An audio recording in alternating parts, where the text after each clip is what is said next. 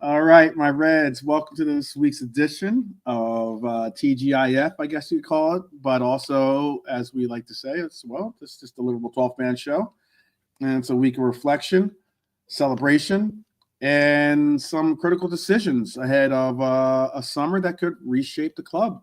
So it's all the fun and good stuff that we all like to be a part of.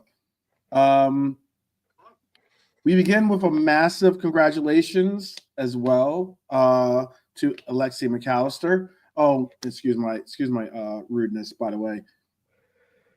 Lee, how are you doing today? Before we even get into acknowledging McAllister's achievement, how are you doing today? Yeah, I'm excellent. I'm looking forward to the Arsenal game. I mean, we're going to speak on Arteta, aren't we, later? But yeah, it will be nice actually to be playing them of all people this weekend. So I hope the lads are up for it. I hope we get a performance out the guys and see what we can get out the game. I mean, even an entertaining scores draw. I mean, I wouldn't be. I'm of course I want to win, but you know what I'm saying. As long as it's a decent game, a decent display. Chelsea was a bit of a test to watch it. It was a bit laborious to sit through one of the Chelsea game. But it was always going to happen. I think that old saying, after the Lord Mayor's show, we'd gone and won the league, haven't we? And then we go away to Chelsea, and the players couldn't really match Chelsea's. Chelsea needed the points anyway, didn't they? But we couldn't really match them. But I'm hoping that we're up for this anyway. I'm looking forward to it, and we couldn't have had thought of a better opponent really to welcome to Anfield than the team that we're in the title chase for a while. But then yeah, if you want to call it that. Well, I wanted to begin as I started to begin, and then I had to stop because of my absent-mindedness of being rude to one of the guests in the house here. But it's Alexi McAllister I wanted to speak on. He's been named Premier League Player of the Month for April. I actually think that it's a good shout. I probably, and this is just me, maybe, there's an argument that could be made that Lucho was more of the player of the month than said Alexi McAllister, but it's not like too big of a difference when it comes to the caliber of performances they've put in this past month. So shout out to Alexi McAllister. It's his first time winning it. And frankly, I think it's definitely long overdue for recognition for a player who's been, I'd say, anything short of instrumental in Liverpool's title charge. His composure, his press resistance, his ability to score absolute screamers, and obviously to dictate tempo. It's what we've become to recognize is the signature of a Liverpool midfield, and that's in one man, I guess you could say, which is Alexi McAllister. So shout out to Alexi McAllister. Also shout out to Brian. I just saw him pop in from the green room. How are you doing, Brian, today? This TGIF? Yeah, all good, mate. All good. All good. I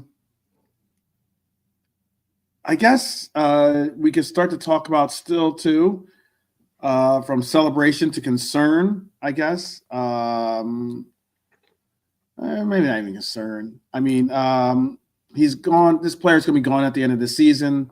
Slot admits he's disappointed, not just because a brilliant footballer is leaving, but because it's a reminder of how brutal modern football can be when it comes to the persistence of some of the other big clubs and the money and the glitz and the glam of other towns and cities and likes.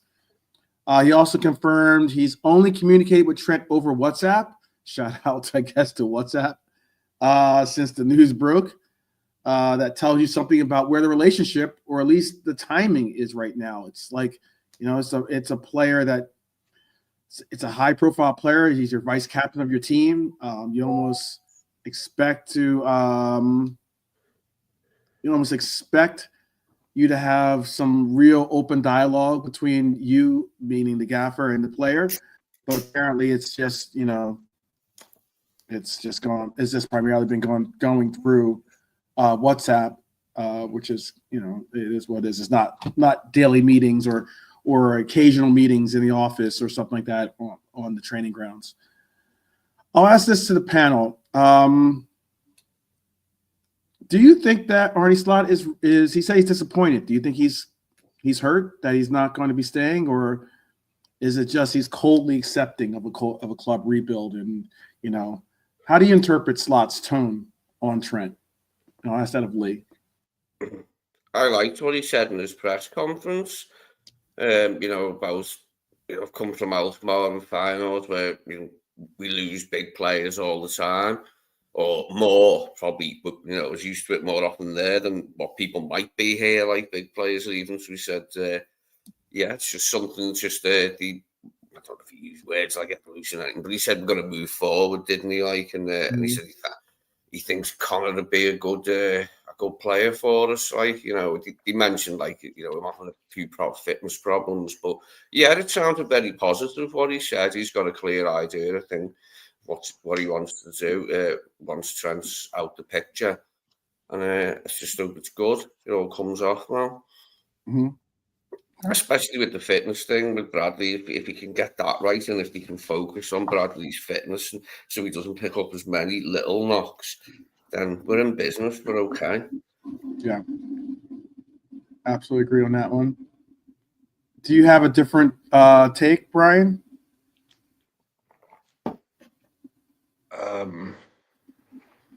No. I can say differently to what I've been saying before, that they were saying they knew from March. I think he knew when he came in the door. I said from day one the guy's going to leave, but people won't remember, but I said a few times, and I'm not saying I got flack, or it's not like clapping back at anybody, but I said the way I saw what Slot was doing, the way he was using Trent in the team, was preparing for life after Trent, because Trent wasn't being to be all and end all. He was just being used in a much more kind of orthodox role. It's his own little talents involved, but I think Slot has been preparing for, he didn't come in and go, oh, great, I can't wait to build a team around Trent Alexander-Arnold. Oh, I'm going to have this system, and he's going to play here, and he's going to be so important to us. He's like, yeah, this guy's out the door in a year. So this is going to be a team that he's in, but this team will not be dependent on him. So I think he has made a few comments saying, was surprised to hear him say that he was, very disappointed, because like I said, this guy's known what's been happening for a while.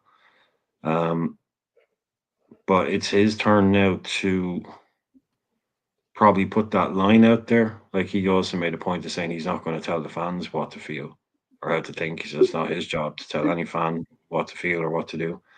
But I think maybe he's putting it out there, kind of raising up the flag that us as a club, we're a bit disappointed in Trent. But like I said, it's not come as a shock to him. No chance. Absolutely no chance. He's seen this coming now.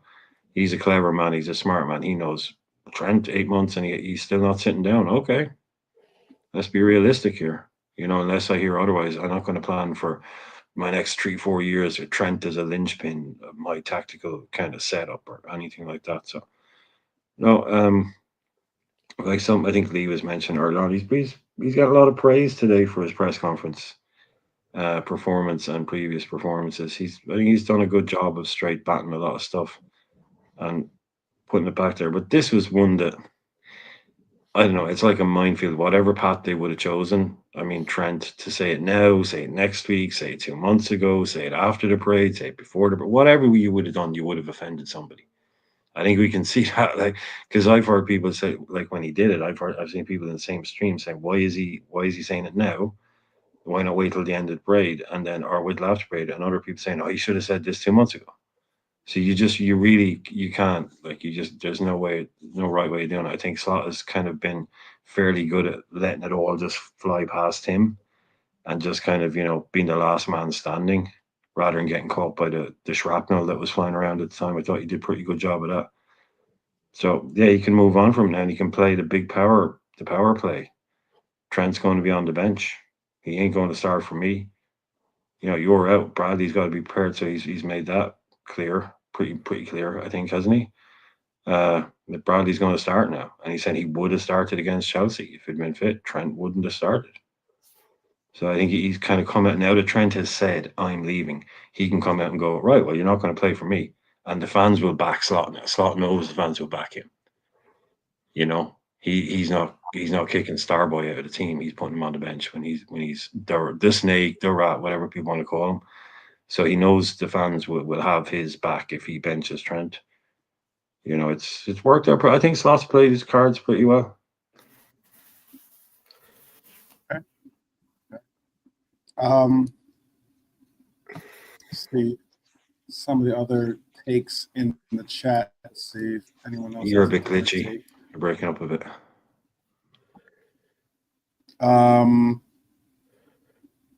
He looked zoned out against Chelsea. So glad Bradley will be playing against Arsenal. Red Armchair supporter says he should have come clean last summer at the latest, meaning Trent. And Red Armchair supporter said he wouldn't even have him on the bench. Oh wow. Abdul says we need to move on with Trent. The club is bigger than any player. Players come and go. All right. Big up, Lee WizKid. Big up. It's a tough situation. I will admit that. It's not one that we would like to be, witnessing right now with him leaving. But it is one that certainly says that change is coming. Change is definitely coming. It's a player that's been with this club for 20 years. That's wild to say that out loud because it's a long time. It's 2 decades of time he has put in for this club. And it's going to be, he's not worried about the send-off. He's more worried about, the future and the prosperity of the team, that being Arne Slot. So, I agree with Brian in that he has taken some real measured approaches to making this transition work, whichever way it ended up going. So I'd like to transition real quickly, though, to two transfer developments, that are gaining real traction. That's 2 transfer developments that are gaining real traction. So this Darwin Núñez talk initially was, let's move him on to Atletico Madrid, possibly for a cut deal. There's been talk about him maybe going to River Plate. There's also now been talk about, according to Ian Doyle of the Liverpool Echo, Al Hilal are preparing a serious push to sign Darwin Núñez. You probably ask, well, why now? It's timing, I think. They're set to compete in FIFA World Cup this summer and want a global name to lead the line, and also be a global presence on not only on the front line, but be someone that could score them some goals, maybe help them in their efforts to push them forward. And he would certainly have a chip on his shoulder to do so for a lot of the haters out there that continuously knock him for his performance and the likes. So they're set to compete in the FIFA Club World Cup this summer, and Darwin fits the bill possibly. His chaos factor, commercial appeal, potential availability. If Liverpool decide to cash in, which I think they will. But is Darwin really expendable is the real question, considering that we don't have another number 9 exactly lined up and ready to walk in through the door. We know about the problems or the issues that Diego has had in his holding down the number 9. We know that some of us are sold, some of us aren't so much sold on having even Lucho in as our 9. But Darwin can be frustrating. I understand that. He's unpredictable too. But for all those that don't want to recognize it or at least acknowledge it or accept it, he can also be clutch as well. He's got late goals. He's got pressing chaos. A lot of that's not something I want to give up on so quickly. But I'll ask this of the chat and ask this of you on the panel as well. What is the price that you are willing to part with Darwin for? I'd be happy, like, if we could get 50. That does sound quite a lot, though, 50, but the Saudi clubs will pay good fees. That'd be great for me, I think, because we wouldn't have lost that much then, and we've had him for like a number of years now. I hope that thing about the World Club, playing in the World Club Cup appeals to him. Like, no reason why it shouldn't. Maybe that I'd give him extra incentive. I mean, I think we've all accepted that he's going to leave. So, if he can see his way clear to going out there and they could pay us the fee, then yeah, we can reinvest it, can't we? Because I think he's going to leave, and I think we know he's going to leave. Like, he's not staying now, is he? So, yeah, Saudi would be a good one if he could get in the World Club Championship as well. I'm sure that would please him because he hasn't had that much action this season, so he's probably still ready to go, and he proved himself in that. Okay. I think there is another name out there that is being thrown around, and that is the name Vanderson. Apparently, some contact. Now, I'm not going to say that this outlet is the most I wouldn't say reliable. I wouldn't say reputable. Reliable. It's not always the most reliable, but interesting nonetheless. Goal Brazil have claimed that Liverpool have made contact with Monaco over Brazilian right back Vanderson. He's 22. I think he's 22. Actually, I think he's 23. Let me double check. And he's quick. He's physical. He fits the mold of an inverted or even an overlapping fullback. Double check too. I think he's 22, but I heard someone say he's going to be 24 this summer. Let me double check.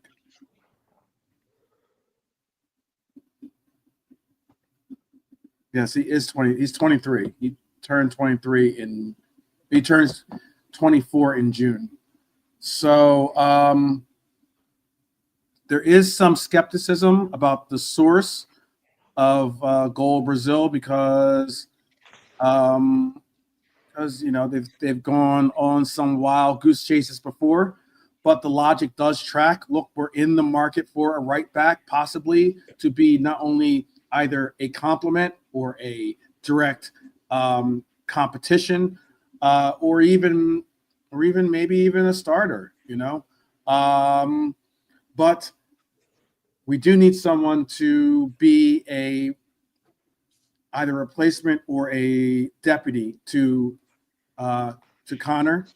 And while Conor is still developing, Vanderson could be a viable, relatively affordable alternative to the high-priced stars like Frimpong and the likes. I know that it's been reported that he has possibly a 25 to 30 million, I believe it's euros, 25 to 30 million euro release clause involved in his contract. I'll ask Brian this question. Would Vanderson be a smart signing to develop under Slot? Or is he like I wouldn't call him a panic move, but is he someone that doesn't necessarily shout as saying, oh, that's a player that can be a starter for us? Oh, I've never seen him play football, so I don't know. I don't know how good he is. I just know who he is. I know where he plays. I mean, for me, I think Bradley is the main man next year. So, as I said ad nauseum on this channel, it's one of the most difficult transfers we're going to make is how you have somebody that can play right back. If you want Conor Bradley, if you're going all in on Conor, who are saying Conor is going to be our next right back, and like Slot said today, he needs games to get ready for next season. So that's suggesting he will be. Now, young kids, he's not 19, he's into his 20s now, but younger kids, they'll have dips in form. Not that older players don't, but you have to be prepared to deal with that. So how do you bring in someone that allows for that and doesn't hurt his development, doesn't hurt what it is you want to do for him? Because if it's someone older and better than him, well, they're just going to want to play. They'll be like, why are you buying me if you're not going to play me? Let me go. So it's a really, really difficult one to make, is who you bring in there. You do need some, because if you bring in someone else, a younger, inexperienced player, well, that's going to be somebody really young, really inexperienced. So I think it's a really difficult job. Hopefully, I just don't want him to see going down the Kwanzaa Gomez route. But to me, that's why there's ways where Frimpong makes sense. Other way, like maybe as he can play maybe more than one position. But I think that's incredibly difficult transfer to do and get right if you want to develop Bradley into your next right back, the next starting right back. Because you're saying to a transfer, oh, you're right back, we want to buy you. But the world and its mother knows that Bradley is first choice and he's the thing. So obviously you could come in and in 2 years' time, people say, oh, do you remember when Conor Bradley was the next big thing? And now we've got this guy. Mm-hmm. But it's really difficult to make. It's a really fine balancing act. It's just, and it sounds to me like they are banking on Bradley next year. Mm-hmm. So maybe someone with a little bit more versatility like that Frimpong would make sense. But that's the one I'm most interested to see what we do. Like I can't wait to see what our players we decide to bring in, but in what way we decide to attack that right back problem. I'm really interested to see how we do that. Yeah, it should be interesting how we go about it. This player is a player, Vanderson, who I did watch some of his games in the Champions League. Good player, very good player.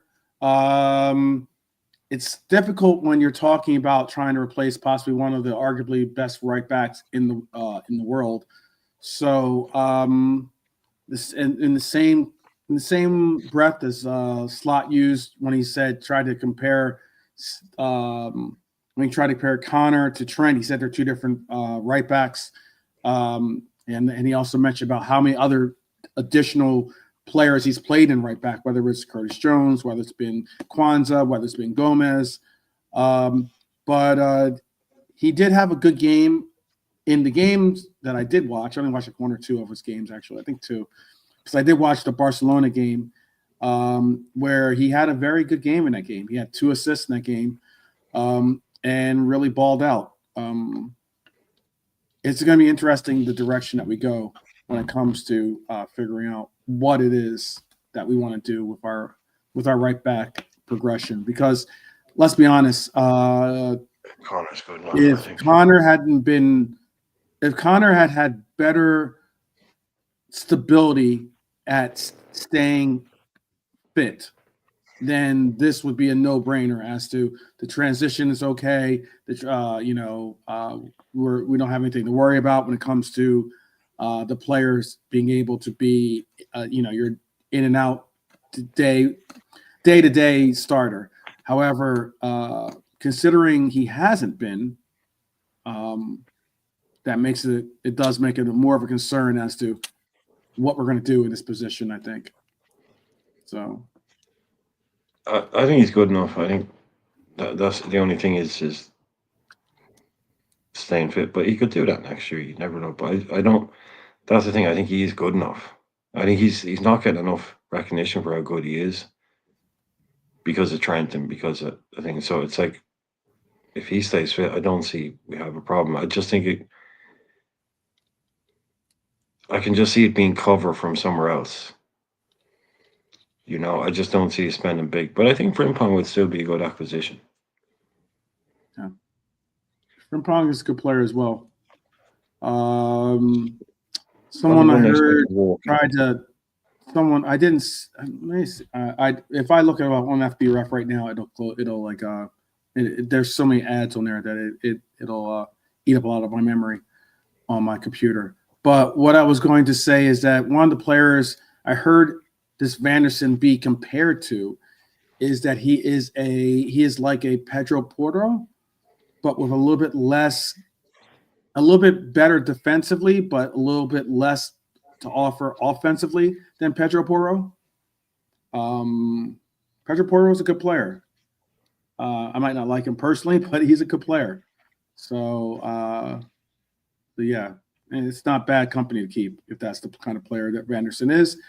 25, 30 million, not bad price if you can get it, considering the prices that most of these players go for today.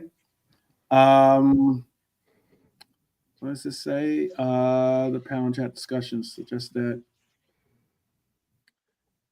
we consider either an experienced or inexperienced right back in the transfer market, or alternatively promote a player from the academy. Okay. Yeah, I think that's what we're basically doing. We've seen the progression of a youth academy player to a starting role, very similar to the one that Trent saw for himself. And now we hopefully will be making some type of acquisition for a player in case we need his services, and we're not piecemealing it together by playing, Cujo there or playing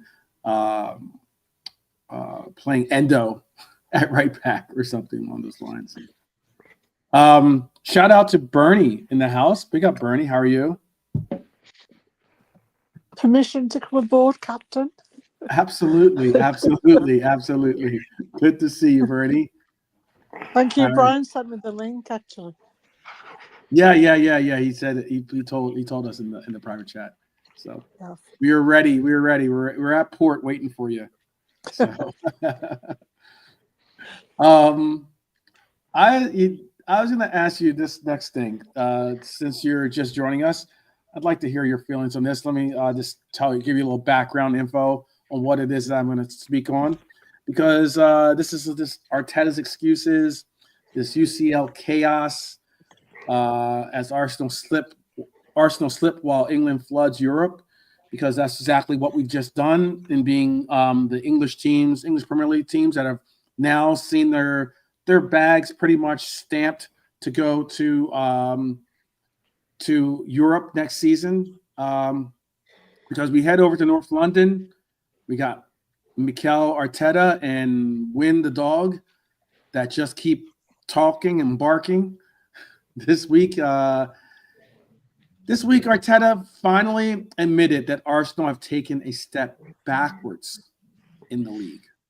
Stopped with all the excuses somewhat and said they've taken a step backwards in the league.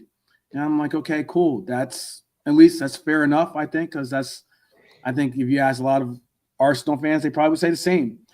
But then he pivoted to a bizarre praise for their Champions League performance against Bayern. He said, despite going out without really laying a glove on them,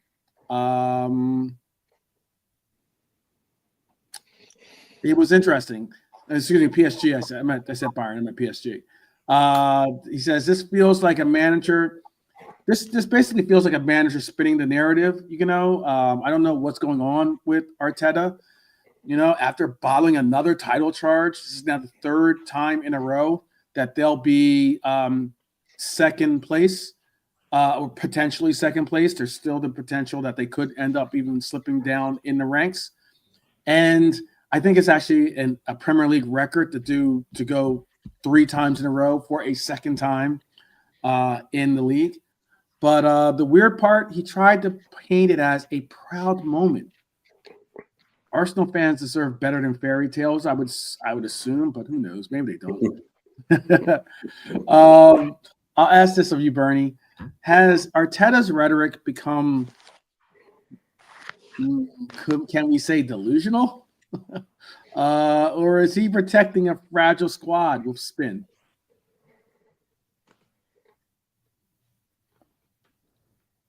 That's for you, Bernie. That's for you.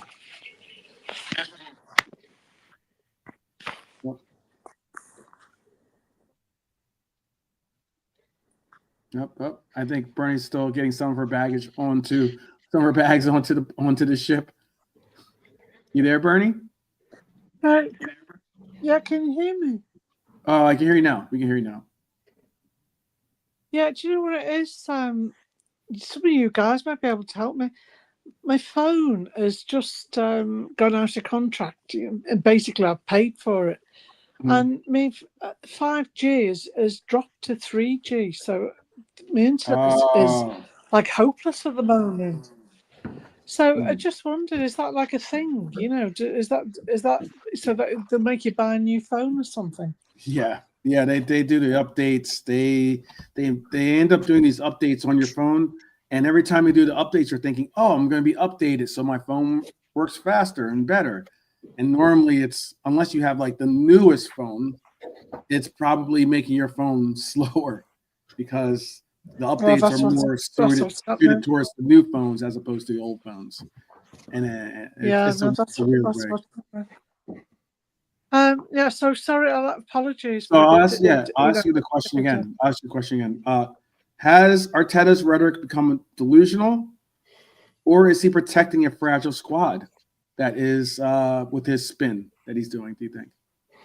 No, do you know what? I watched, I can't say the name of the channel because, I can't remember it, but and I don't want to advertise another channel on yours either, Mm-hmm. But I watched something yesterday and it was really good. This guy had got the all Was the it the Irishman? Was the Irishman channel? Maybe it was the Irishman channel. No, it was Irishman football. Yeah, no, unfortunately it wasn't. Okay. No, this guy had done all the stats on how many games each of the Arsenal players had played, or minutes, against how many minutes our players had played. And then he'd gone through all the goals, all the assists, everything. And you know what? It came out that Arsenal haven't been half as sort of like bothered by injuries as they say they have, and when you put it like for like against us, we just outperform them in every way. And the guy I'd watched, he had a spreadsheet out and he'd really gone to town on it. And he said, it's all right them saying, oh, we've had an easy run, they've had a hard run. And they said it's all hyperbole because the actual facts aren't as he's saying. We've actually just outperformed them. That's it. End of story. So I think he's like a big baby, isn't he, Arteta? Just a big baby. He's a big baby. He's really annoying to me. I just think, go away. Just get on with it. Either do it and turn around at the end and say, yeah, we've had a hard season and we've done it. Or keep quiet and go away and improve your team. That's how I feel about it. And even when he's saying about, oh, we didn't have any strikers or this sort of thing. Well, we only had Mo, for most of the time as a striker. And even they were saying about, as I said, their injuries. I'll tell you what. Yeah. I'll go through my history. And I'll find the. You know what? Just before you go ahead, you get it sorted out, Bernie. As soon as they had their injury thing with the forwards, I said, "What about us last season?" If you remember back to last season, there was a point where Salah, Jota, and Núñez were all unavailable, which left only Diaz and Gakpo to fill them 3 forward positions, and that went on for about. I recall that it was about 6 to 8 weeks. You know what I mean? Maybe a little bit longer, but it was a long time that we only had two forwards to count on, and it was Diaz and Gakpo. So, it happened to us last season, but no one remembers. They sure won't remember. Our fans have probably bloody forgot, but I haven't.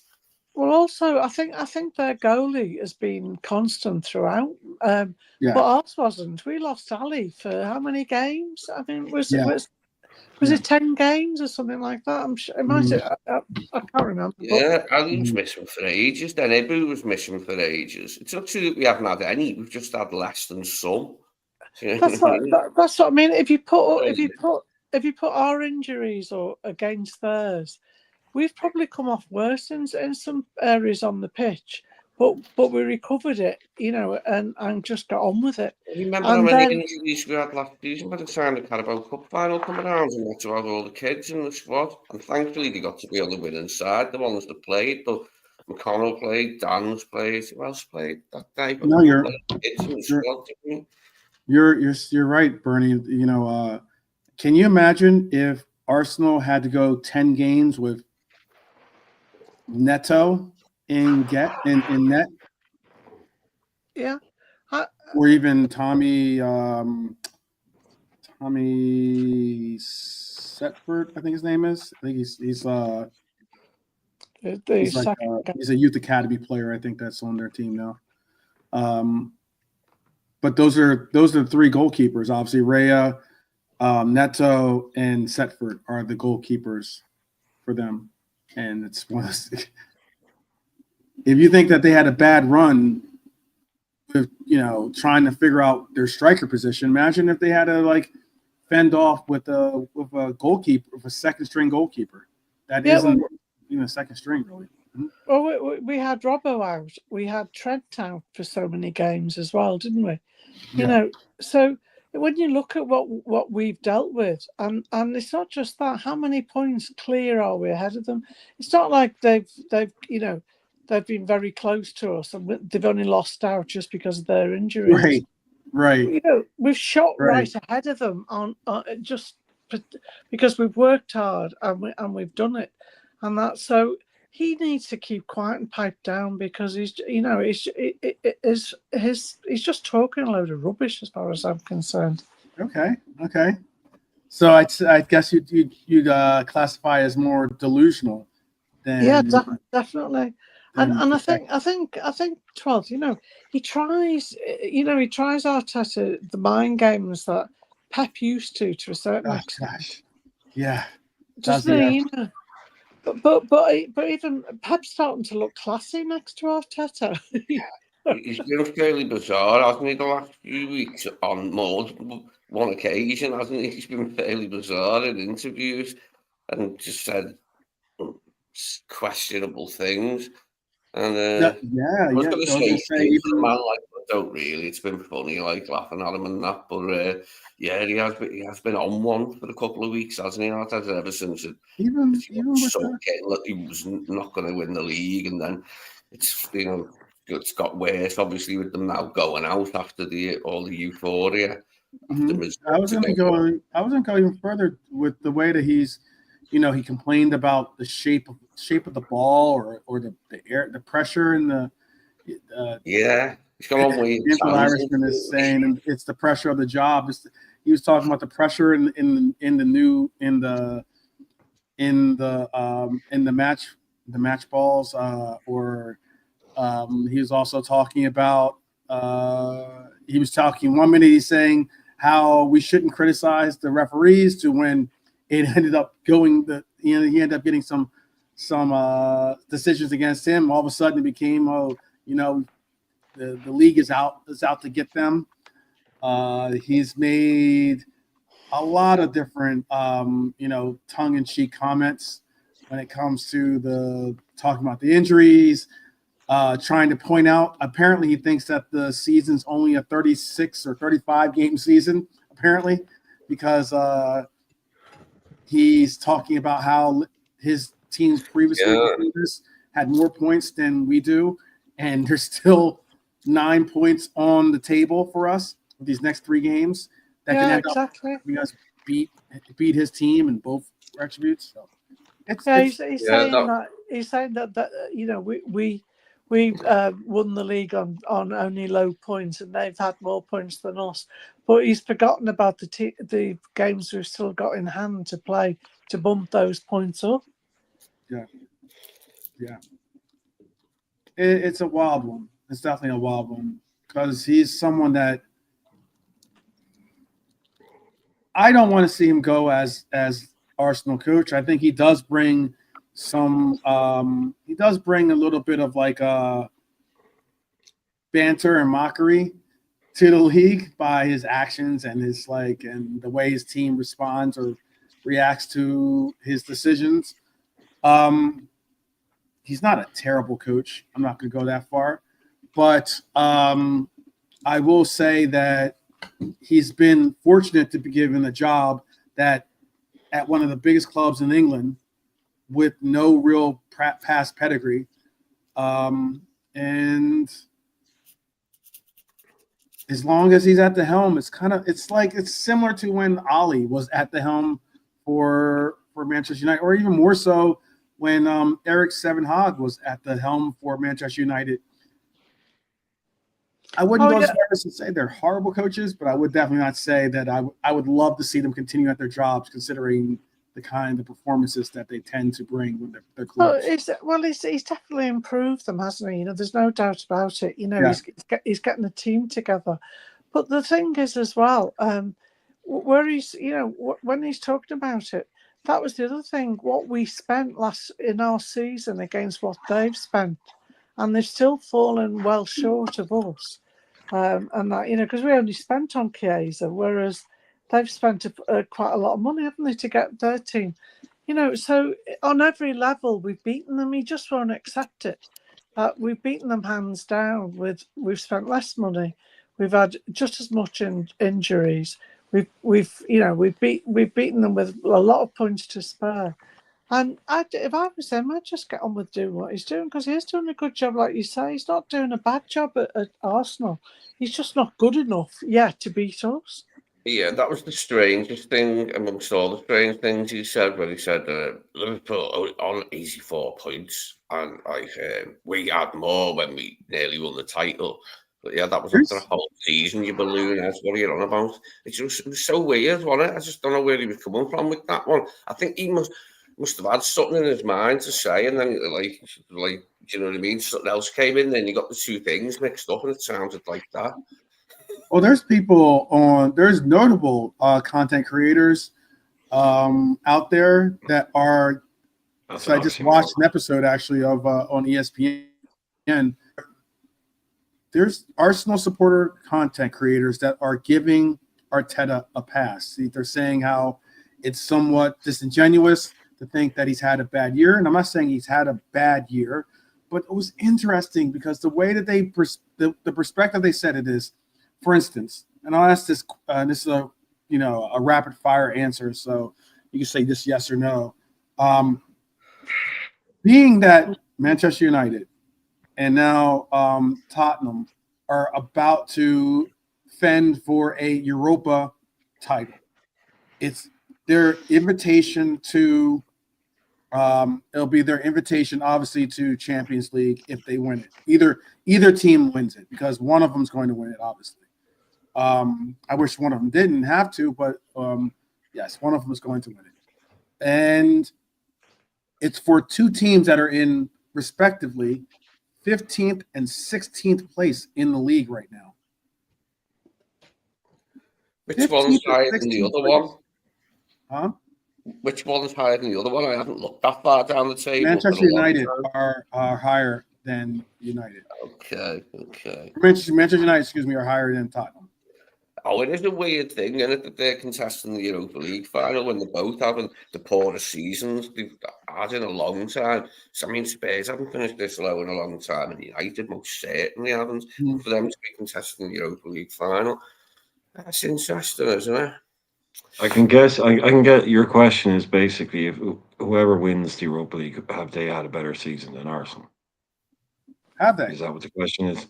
Is that what the question was going to be? Yeah, you could take that one. Yeah. Right. So for me, absolutely not. Absolutely not. They got into this European Cup, European competition that they're in on the basis of what they did last season, right? That's why they're in it this year. And they've managed to scrape their way. But if I couldn't possibly sit here with a straight face as a Liverpool fan, and we're doing the Arteta thing and assuming the season is over, they could finish in 11th and 12th. But if we finished 16th in the league and we won the Europa League, there's no way I would be sitting here with a straight face saying we've had a better season than the team to finish second. For a team as big as us, if a team like Crystal Palace did, for a team like Manchester United or Tottenham to be down where they are, it's just a disgrace. So if Liverpool finished in freaking 15th position, I wouldn't care what we won. We've had a terrible season. That's just straight up no chance. Yeah, if they'd finished 6th, just missed out on the Champions League or something, but they won the Europa League. Yeah, that's good. That's better than probably finishing 2nd. You got both. But to finish all the way down there is just an embarrassment for a team their size. The worst one for us, I can remember, was 8th, which is like half of 16. You know what I mean? Mhm. Again, it's like, it's not normal again. It's window Well, dressing. Arteta, 12 man. That's all it is. It's window dressing. You've had an awful season. You got in a decent competition. You got a few good results, and you fell into a final basically. Congratulations, well done. But I'd take the progress of being a team that could finish 2nd in the Premier League, because that team is clearly better than your team, and they just didn't go as far in a superior competition. I was So- severely disappointed in Athletic Bilbao. I thought they were going to put up a decent fight of it. I mean, they got battered, actually, to be honest, didn't they? I mean, to Wasn't battle great. it was I that feel- sending off on it, and the pen of the sending off was where it swung. But they were crap in the semi-final. And Spurs, it was a glimpse, wasn't it? They weren't very good. They've been all right in other rounds, hadn't they? But I hope Spurs, they would have got nothing against Spurs. Don't want to see United get it, obviously. I'd say one of the biggest disappointments of the season for that is not their performances, but I'd say the bigger disappointment is that Ipswich and Leicester, possibly Southampton is what it is. I don't know what's up with Southampton, but Ipswich won it that they couldn't have had at least a little bit better of performances this year, so that maybe Manchester United or even Spurs, but more so Manchester United are looking at that relegation line a little bit closer. That would have Well, you've been left Leicester out there. You left the biggest team out there that got relegated. Leicester were one that could have gotten in amongst the mix. No, I said and not Leicester. gone down to- I thought you just said Ipswich and Southampton. Yeah, they could have gotten amongst No, the mix. no, but no. they I said Southampton. Yeah, Southampton is. I said Southampton is just. I can't speak on Southampton. I don't know what's up with them. They just had an absolutely shockingly pathetic year. But Leicester and Ipswich, slightly different story. Yeah, Ipswich, I'll give them a pass. I'm not giving Leicester a pass. So Leicester shouldn't have been as relegated as they should. Maybe they should have been relegated, but they shouldn't have been relegated as easily as they were. They could have made it a bit more interesting, definitely. But it probably would have been Wolves. They were battling it out with. But yeah, no, man. Look, if you said to me Liverpool finished 15th, but you win, I'd say I'll stop you there. We ain't finishing 15th. Liverpool does not finish 15th. If Man United want to be comfortable with that, let them be comfortable with that. If that's their new reality, more power to them. I didn't expect Enjoy them it down there. to stay where they are. I thought they'd moved up by now and be somewhere approaching the top half of the table, but they're just not, are they? Well, Yeah. shout out to Baz, by the way. Shout out Baz. How are you doing? Joining the panel here.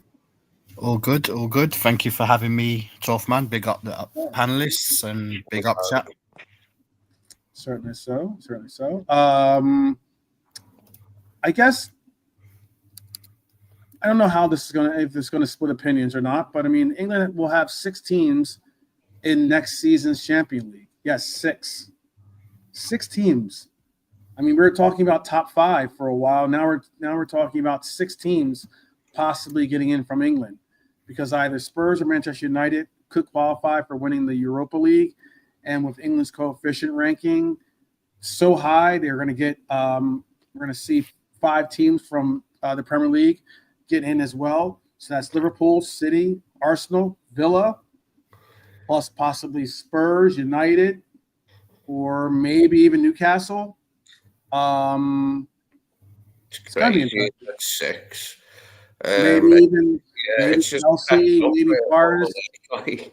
Kept up incrementally all the way from 1 to 6 over the years. I grew up with it being one team every year from each country, but now it's 6. You can have as many as 6. Because, because So we even had another one, couldn't we? If one of the Villa had won it, and he'd been in it again.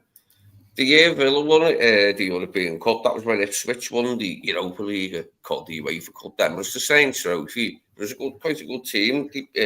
AZ Alkmaar, he beat, and his old team.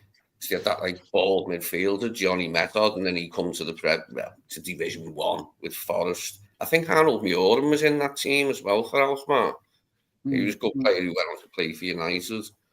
But yeah, even Ipswich have had European glory, mate. Well, Thanks, answer, yeah, because go ahead, Big. yeah, no, I was just going to say because the Premier League now is seen as probably the best league in the world. It's becoming enriching by all the players that are coming in from other countries. We're getting the best of the best, sort of, even coming into the lower clubs. They're managing to get some good footballers in. So I just think that in Europe, England will be strong, though the Premier League, teams will be strong because we're attracting some brilliant players from around the world into it. Yeah, obviously Chelsea aren't going to get Champions League with their performance in Conference League, but they will get Europa as a result of their Conference League performance or possible trophy from the Conference League. But they're also right now currently 5.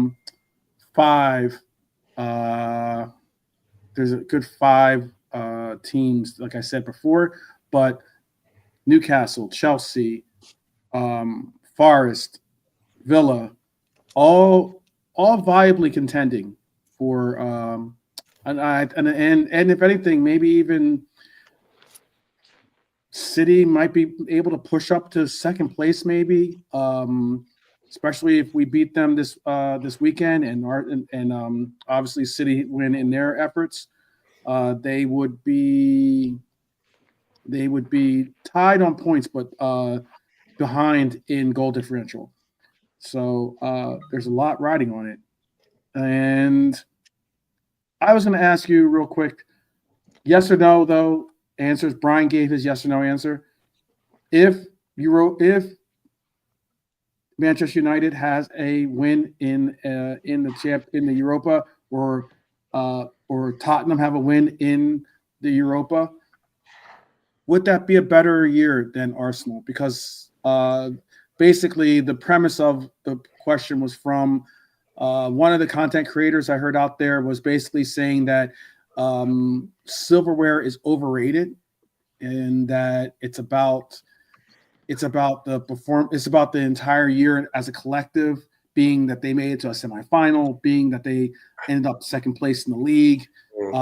That is more of a concerted good year as opposed to you winning an FA Cup or you winning a Europa.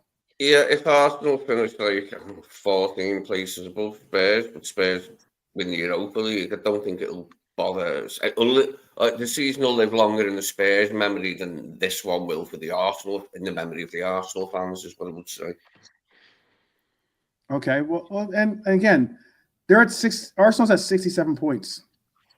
The line for fifth place currently is 63. So they are one win and a draw away from being out of contention for the top 5. Do I think they're going to fall out of contention? No. They have Southampton at the end of the year, and they've got let me see what the second game is after us. They have us this weekend, and then they have Newcastle actually at the Emirates, which is a difficult game. Newcastle's making a push. They've got something to play for as well. So they're trying to make it into the top 5. So there's 2 difficult games for them. If they were to drop points, let's say they were to lose these next 2 games, that's a 6-point swing that they could possibly see themselves looking into the top 5 as opposed to comfortably in second place. Ben, are you having the same opinion? You can tell me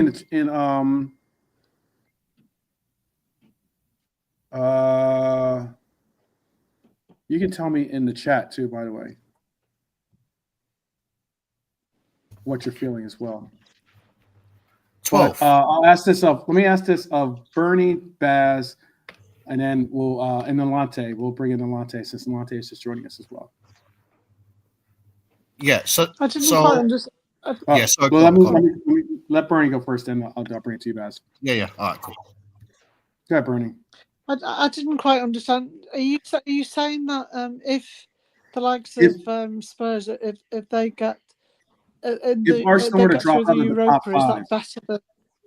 if they were to drop out of the top five, what is it? Is it then? Because Brian gave us his soliloquy about how it is definitely it's window shopping, as you say, as he put it, and I can understand that point. But I'm saying if they drop out of the top five, they lose these next two games, and they're out of the top five. Is it then still? Is it still a good year for them? Oh, what if they? Sorry, I didn't know you were going to add that bit on. If Arsenal drop out of the top five, oh, I thought you meant. Sorry, I didn't know. Sorry, go ahead, the Bernie. content creator was good. The content creator was really, really basing it not on the top five positioning, more so on the semifinal performance. The fact that no one had them going that deep into the Champions League. Sorry, Bernie. Go ahead. Yeah, no, I mean, I think they did well to get to as far as they did in the Champions League. You know, I can't take that away from them. They did well to get there. It's just that they had no teeth in the end, did they, to actually finish it off? And so if they do drop out of the top five, then that will probably take the Champions League away with it. You know, so I think that it will have been judged as not a good year because the fans at the moment are calling for Arteta's head, aren't they? So most of them, you know, so I don't think it'll have been a good year for them, even though they got that far. If they stay in the top five, you could say, yeah, it was. But if they drop out, then no, I'd say it wasn't. Okay. Baz, how about for you? So we're talking about Arsenal, right? Not Man United, Tottenham, yeah. Well, talking about would Arsenal have if they were to drop out of the top five? Would they still have a better year? Would you still be saying they had a better year? Absolutely not. I think they've had such a poor season. They were expected to. They've got a good team. Yeah, they've got a good team. A manager's been there for years, building up a team. You know, whatever their excuses are, injuries, blah, blah, blah. We all have that. You know what I mean? They had chances in January to go and buy a striker or buy whatever they need. And then if they fall out of top five or even if they finish second, it's been a bad season for them because irrespective of what they've done, all right, they've not won anything. You know, their neighbours have had a worse season and may even are in a final and potentially might go out and win it. So for me, it's a no. Arsenal have had a terrible season, and whether they finish second or they drop out of the Champions League spots traditionally, like the 5 and 4, 5, etc., it's a bad season for them, in my opinion. You know what? Not only is it a European trophy for the North London rival Spurs to win, it's a European trophy that Arsenal have never had their hands on ever. So that'll make it sting a bit more. Like even they did come close. In was that 2000 when Suka missed a penalty against Galatasaray when they had a chance to win the UEFA Cup? It was 2000, wasn't it? That's the only time they've come close to winning it. So yeah, do their heads in for Spurs.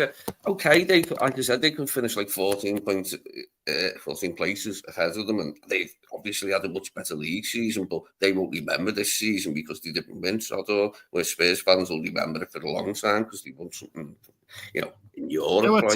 They were tipped though, weren't they, fella? They were tipped to win the league this season.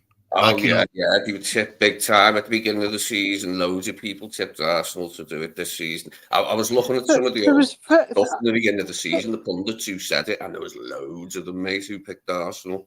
Mm. Yeah, 52 pundits. I think there was 52 pundits, and I think there was only one had us in the top 4. Yeah, I showed that list a while back. It was like most of them didn't have us even a lot of them didn't even have us getting to second place. No. You know, we weren't even looked at, were we? And you know what? What gets me, 12th, is the likes of City, when they've won everything, all the other teams, all the other managers have looked at them like, you know, the gladiators of the Premier League, and they're the elite and they're the best and the fantastic. We win and we get told we're lucky winning it. You know, we've had no competition. You know, it's been an easy season. What do you have to do to get the, you know? And I think it's just pure jealousy. I think they can't admit that we've done fantastic and we've got a fantastic club. So they actually decry us as, you know, we've been lucky. We weren't lucky at all. We worked hard and we've won it. I'm gonna pull up. I'm trying to look west actually for the predictions of how when they looked at it, how every pundit practically. Well, it was like the BBC thing. I think it was like they showed how like every pundit on there had us like not winning much of anything. I think Ian Wright had us somewhere. I think he's been the only one who's actually, you know, supported us in that way. At Burnley, Yeah, I think he's Ian's always always. been Yeah, Ian Wright's always. To be fair, he's a little secret undercover Liverpool fan as well. You know, besides his Arsenal his Arsenal thing. But I've heard a few times over the last couple of years he's backed Liverpool. But I don't, like you said, not many people have backed us, and it's brilliant because you know what, it works perfectly in our favour. We're just there quietly picking up our points. You know, let them focus on Arsenal having a bad season, City on a rebuild, Man United in the doldrums. That does us fine. You know what I mean? We just pick up our little records. You know what I mean? Like hopefully next year, same sort of thing. You know, our Arsenal will buy strikers. Liverpool will just have to replace Trent or whatever it is, and things start to go wrong for them. We're just there quietly, just picking up our points, and we can make it 21. Yeah, be nice, be very nice. Nolante, how about you? How are you feeling? Yeah, well, I'm all good, man. Big up the chat. Big up the panel as always. You know what I mean. Obviously, I can see there's one person missing on this panel, and that is the man with the slot out t-shirts. No, it's no. It's not his name. It's the slot out t-shirts. He's apparently it's going through the roof in Germany right now. Stuttgart, it's the number one bestseller. So big up. No, it's no, Nolante. Yeah. Get the spiel right. If you're doing it, you gotta get the advertising right. It's I blame Slot. That's apologies. Right. See? That's the line. It's I blame Slot. That's Right. the line. In Official a German JK accent. merch. I blame Slot. Eisenstein field and Slot. Slot fight and field. I apologize, Brian. Brian, you know what? And Irishman 12, if you don't mind, I just have to apologize for Irishman because he boot up the merchandise, you know. So Irishman's percentage is due to Irishman. I'll message JK later, Brian Irishman. Make sure he gets his percentage to you, obviously, as you know, you bumped out the merchandise. But yeah, here we are. Regular proceedings. Shame about the asses. And we move on to Sunday, and I was just interested about. Obviously, I was just watching. Well, I didn't watch. I watched about 20 minutes of both Tottenham and Spurs. Spurs and those old toilet, and obviously both won. So, say is, mate. I'm going to be rooting for Spurs just as a neutral. I'll be rooting for Spurs, mate, because honestly. It would just complete the season, won't it, guys? You know, the asses, 0 trophies. The Cone Man in delusion and old toilet bottling it against the serial one Spurs. Oh, I told you why I like it. I've said it over and again. It's a nostalgic reason. When they won it in '84, this trophy, we won the treble, and it was like that summer, like between junior school and high school. You know, so it was like just a really momentous time for me, like as it is for any kid. But it was mad that summer of '84. But I remember it quite well because the school had took us somewhere and we watched the Tottenham Anderlecht game, like all sat in the hall together, like watching on this big old wooden telly. But I'd like it from a nostalgic kick, yeah. It'd bring back some good vibes. I'm going to show you the Didn't Brian prediction. Adams thing? Go ahead, Pat. Go ahead. I say Pat. Go ahead. Sorry, I Pete. was going to say, didn't Brian Adams make a song about your year of '84, Lee? Wasn't it in the summer of '84? Was the wrong year? That's 30. Always. You're never the same again, though, are you? After that summer, when you go to high school, the world's never the same again, is it? Like, it's two totally different things, isn't it? This was the predictions. This is the BBC predictions. And as you can see, basically the majority of them had Arsenal or Manchester City winning the league. The majority of them had Arsenal or Man City being in second place. Farrah Williams was the only person that had Liverpool in second place. Stephen Warnock actually did too, which is surprising. And considering he gives so much shade to Liverpool sometimes. And there's some notable, or I would say some questionable shouts in there. I mean, Ellen White had West Ham taking top 4. Okay, that's a shout. Only West Ham player. Yeah. Let's see. Danny Murphy had us third. I mean, I'm killing my eyes here. I'm just looking for anybody else that played for Liverpool. Pat Nevin is usually pretty. He's unbiased. He's a good man. Steve Warnock, Danny Murphy. Yeah. Danny Murphy had us in third place. I'm just looking for anybody else after him, apart from Warnock. They're the only 2 Liverpool people I can see on that list. Mm-hmm. Warnock had us second. Murphy had us third. Unless there's someone else I missed. No.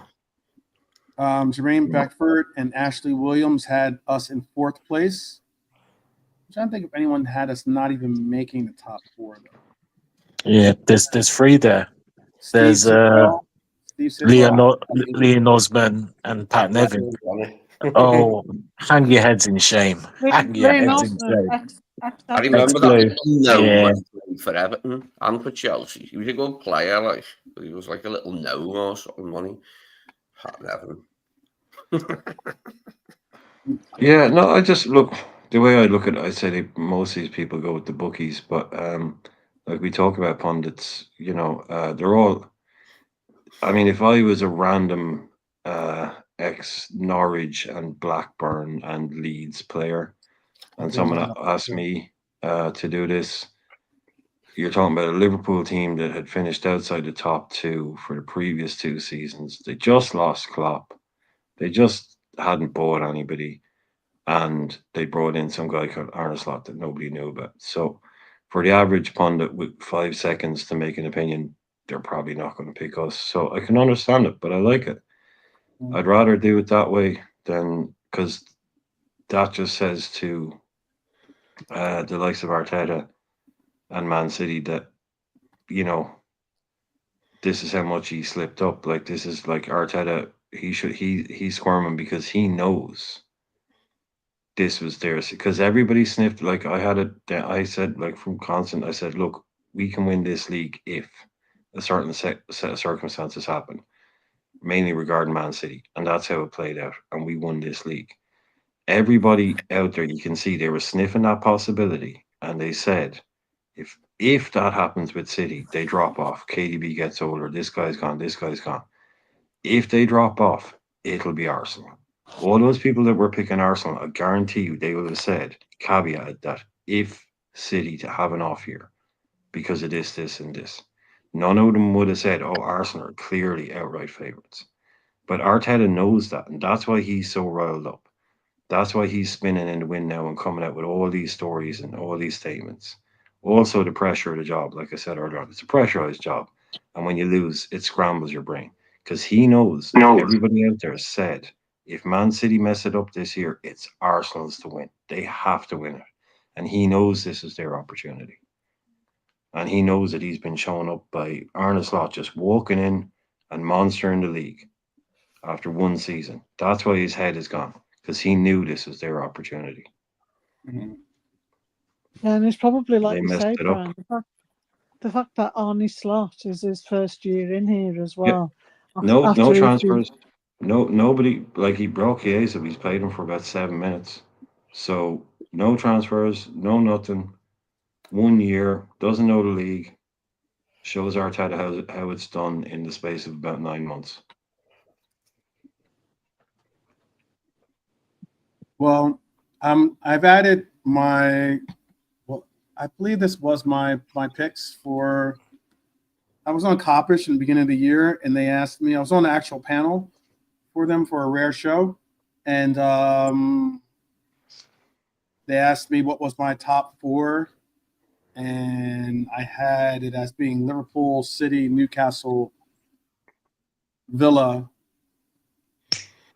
or I might have had a Liverpool, City, Villa, Newcastle. I think I had Villa in fourth place, but I had Liverpool, City, Newcastle, Villa, Arsenal in fifth place.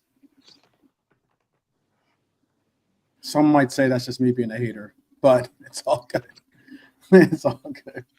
I'm sure Gary Neville predicted that we've finished fourth or even lower. Who If I cares? remember rightly. I know, yeah. It was one of the funniest things about after we won it when he had to talk about it. I only watched a bit of it. He's going, "Oh yeah, it hurt me, pains me now that Liverpool won 20. It's his job. He said, I've got to wake up and do something about this." So that bit made me laugh anyway. Yeah, you wouldn't expect Robbie Fowler to be out there, cheerleading the Man United team boss if they won something. So how it works. Rivals are rivals. Yeah.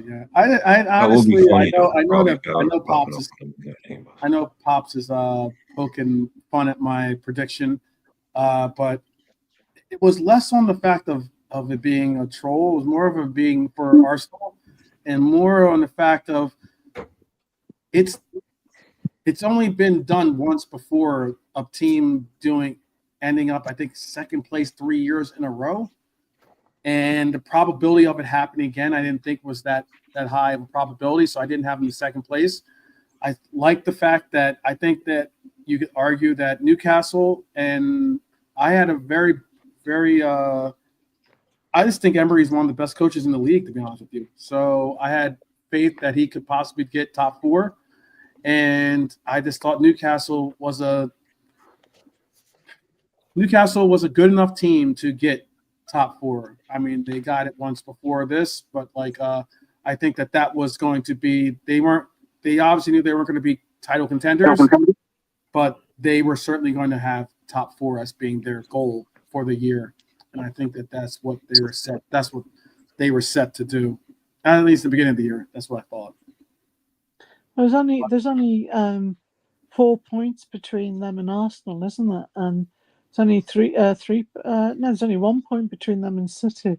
So it's all to play for those final places. Yeah.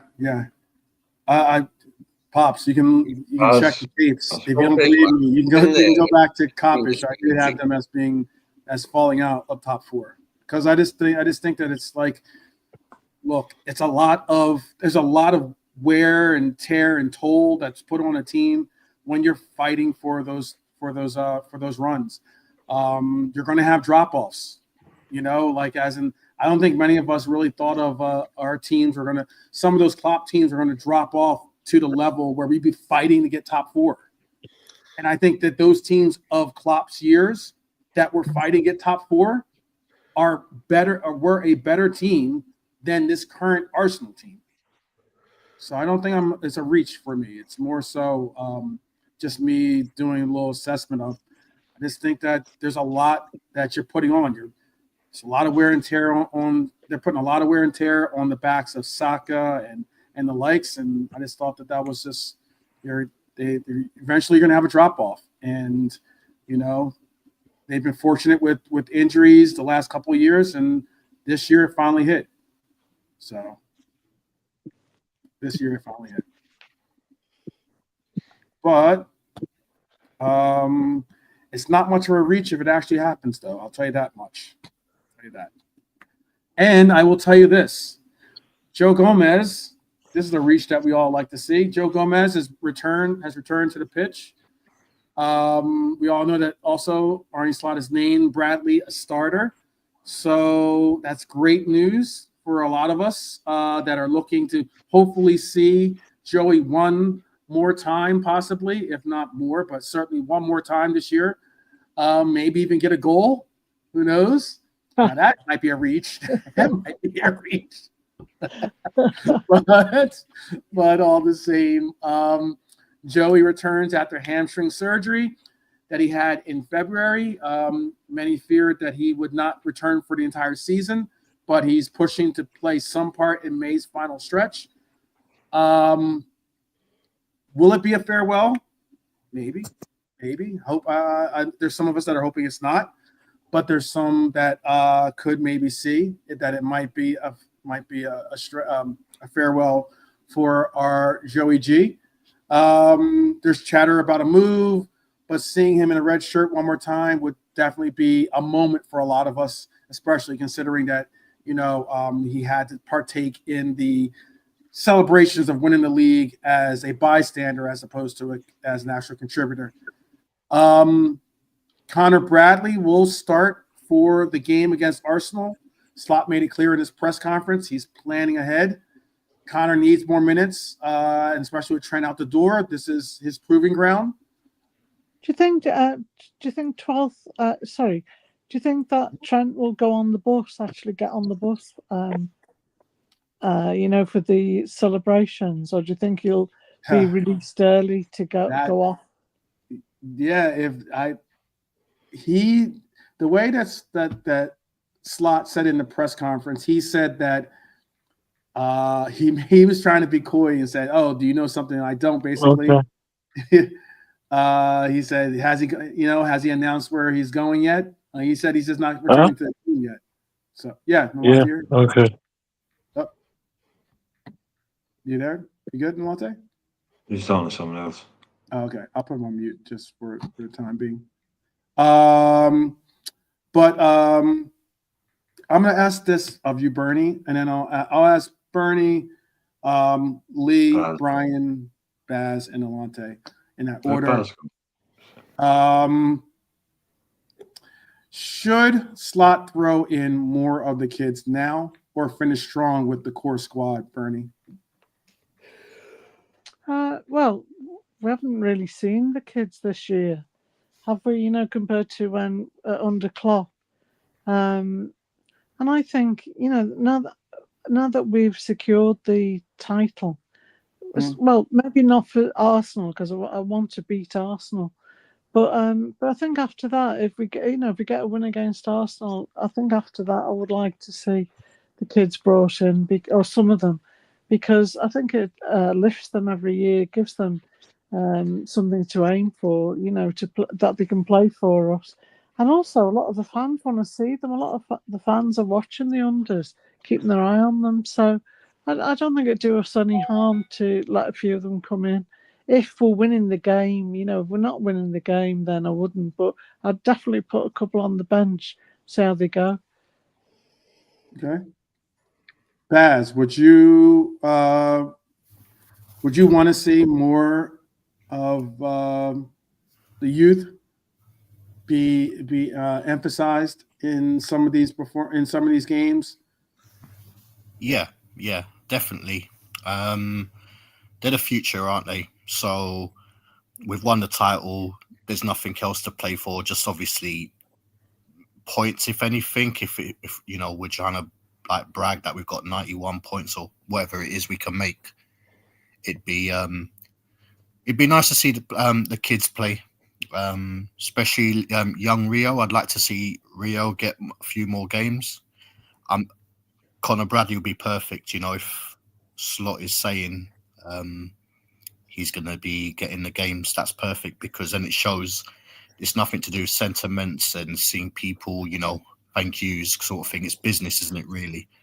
So Bradley does need to get games, even if it is like we've won the title now and it's nothing to play for. He still needs to, integrate well in the team, for not just, dribs and drabs and subs benches. He just needs to start the games now. And maybe if you want to play Trent, then put him on.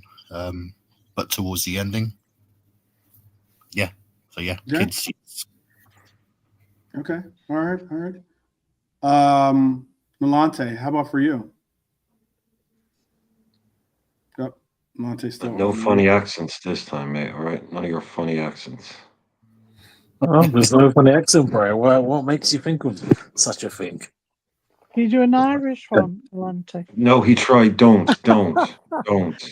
I can, but Brian will get upset, so I don't want to It's upset my Brian. birthday. It's my birthday. I'm banning it. Oh, It's my happy! birthday. Oh, Happy happy birthday. birthday!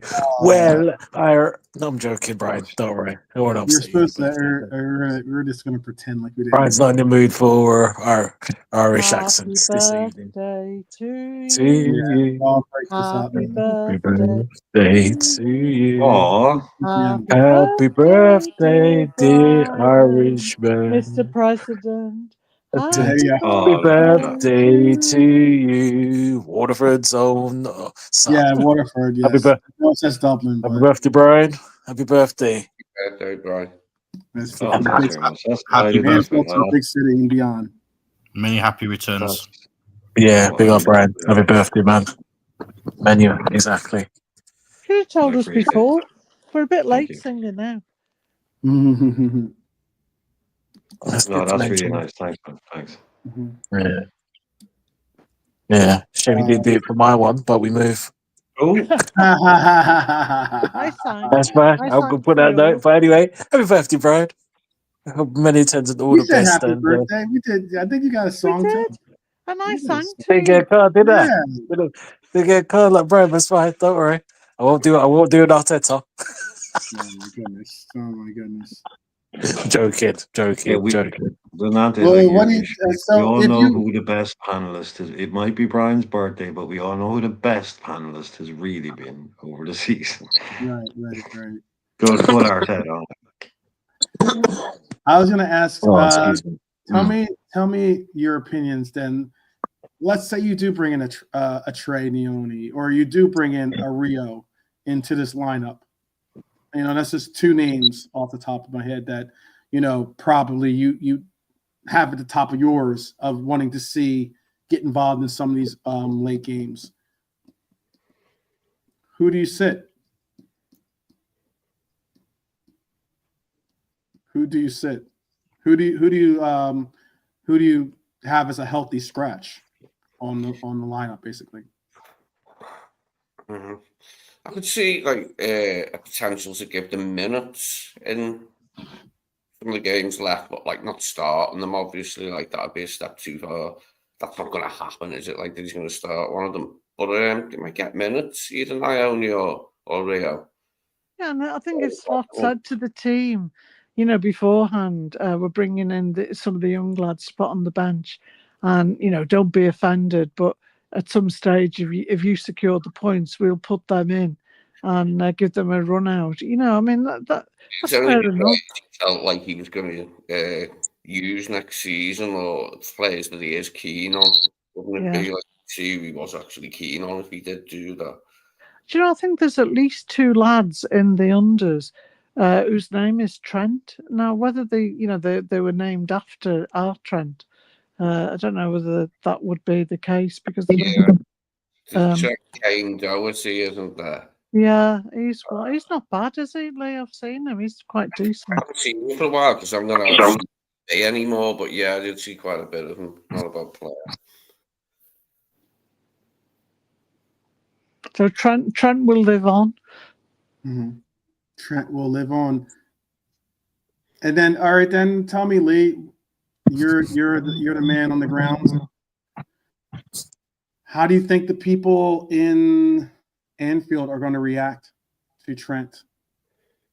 How do you? He's obviously not going to start, but he's going to be warming up, on the pitch. I'm sure he's going to be, possibly a substitute, maybe at some point in this game, in this upcoming game. I think he'll be fine. I don't think. I'd be very surprised if he did.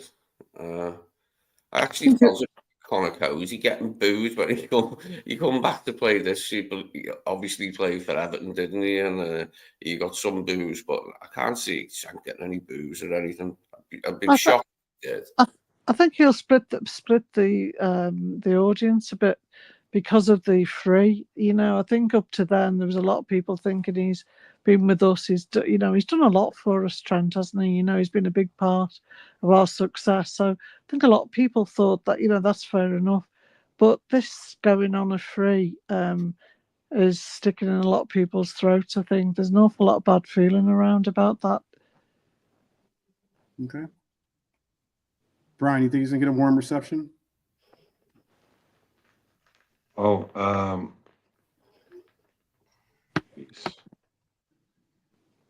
reckon you'll get just from not that there is, but past experience tells me what you might get is a bit of booing, and that'll kick off first if his name is announced or if when he goes out for his first jog. You'll get some boos, and then the rest of the crowd will hear the boos, and then they'll just start cheering. So I think it'll be the people that are really pissed off will actually boo him, but it might be say like 800 people, and that'll be audible. But as soon as the rest of the crowd hears that, they'll probably start kind of cheering him to drown it out, to say kind of stop it. I could see that kind of thing happening. But there'll definitely be people there that are like, "Oh, mate, you can do one," and fair play to them. That they pay their money, they can make their opinions known. Okay. But that's the way I can see it going. How about Baz? Do you think he's gonna get a warm reception? Everyone's gonna give their opinion. You think Trent's gonna Trent's gonna have a warm reception? Trent, yeah. I know that's a subject close to your heart, so I already know your reception for him. I'll tell you what, if I was at Anfield, anyway, not to be fair, Liverpool fans, the ones that actually go, and I'm not disrespecting one that doesn't go, you know what I mean? It is what it is, but no, I don't think he'll get boos. I think if you do, you're going to be like idiots, and like Brian said, I think whoever does, the rest of the fans will kind of like drown it out. To be fair, I don't see it that way. I think he'll get his normal reaction in it. Do you know what I mean? And I think it'll be all right for him. I'd be shocked if we got boos. If there was any audible booing that was picked up at all, I'd be shocked. I'm prepared for people to go or whatever and make like a gasp or some shit like, that bad. Yeah, but Lee, they'll have Sky Sports will have mic'd up a few extras, but they'll have the mics. They'll make sure that if there is any booing, that they will pick it up and they'll turn it up. They will. Sky Sports will have everywhere kind of, and if there is booing, guaranteed, all of a sudden you will hear it on the telly because they can just turn it up. Don't make it, The greatest they'll example. make sure that we don't know. We played the derby at Goodison, and John Joe Shelby was strict and ready to come on for us. And the commentators will mention it. If there's booing, the comms will bring it up as well. Boom was on dead They eye. make sure the comms bring it up.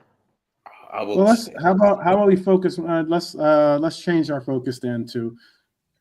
Do you think Joey G is going to get an appearance in any of these games?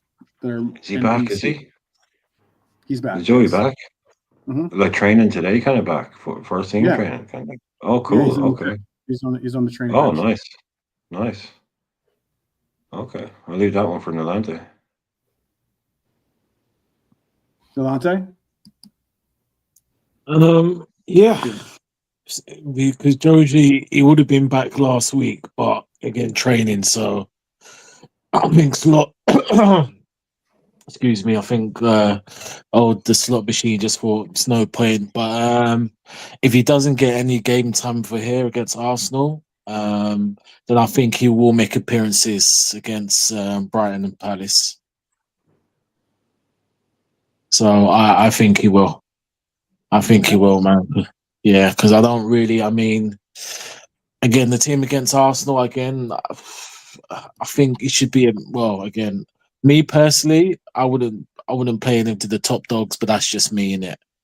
I wouldn't play anyone. I'll leave them on the bench as the Chelsea game, but I think he will go kind of strongish, maybe one or two changes. But if he does that, then against Brighton and Palace at home, I don't want to see any of the top dogs, man. They can all just enjoy from the stands and wait for Virgil to lift the trophy. Just play all the players that haven't got any game time, man, because it's just, yeah.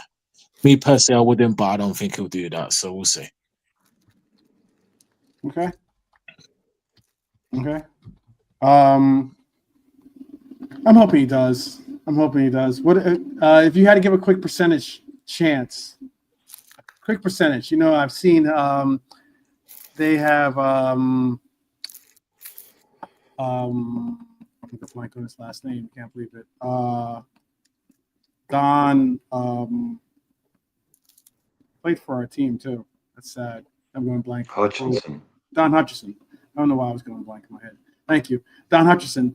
They always try to give him like a percentage on ESPN FC. They always be like, oh, what's your percentage for this, for that? That's probably because he's not the greatest at math. But but if you had to give a percentage, what is your percentage that Joey Gomez, if he gets a return, is going to score a goal? What is your percentage? What's your odds on that? Let's just go rapid fire. Lee, what's your odds on that one? Out of 100, out of 10% out of 100. Okay, 10% chance. The odds are massive, aren't they, on scoring?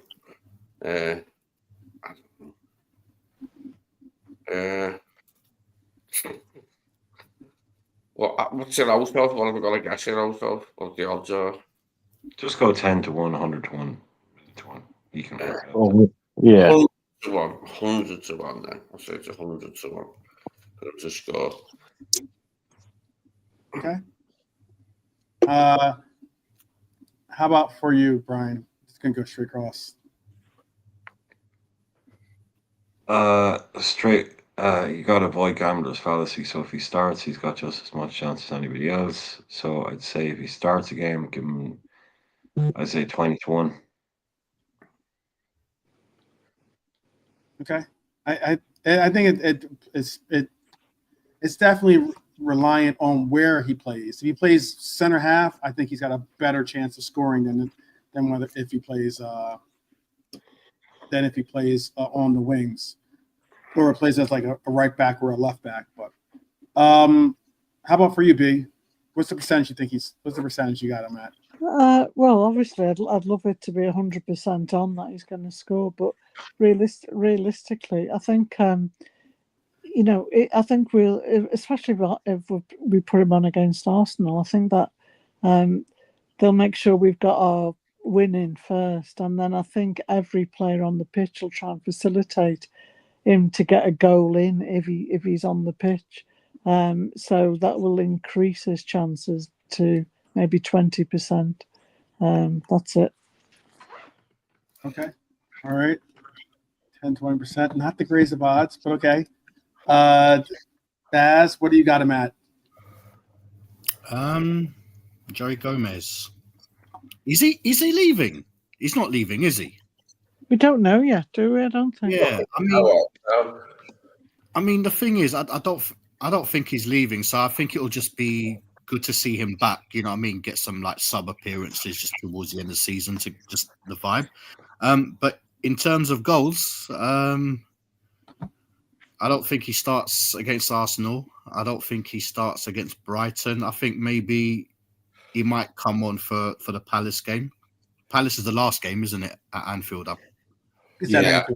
Yeah. Well, in terms of percentage, I mean, what's his shirt number? Number 2, isn't it? Mm-hmm. I don't want to disrespect him. I like Joe Gomez, but I'd say 2%. I'll be real because 2%. This is not milk. No, I don't. He needs some milk. He never looked. Bless him. He's like Rob Jones. I loved Rob Jones. You remember Rob Jones? Our right back. Brilliant.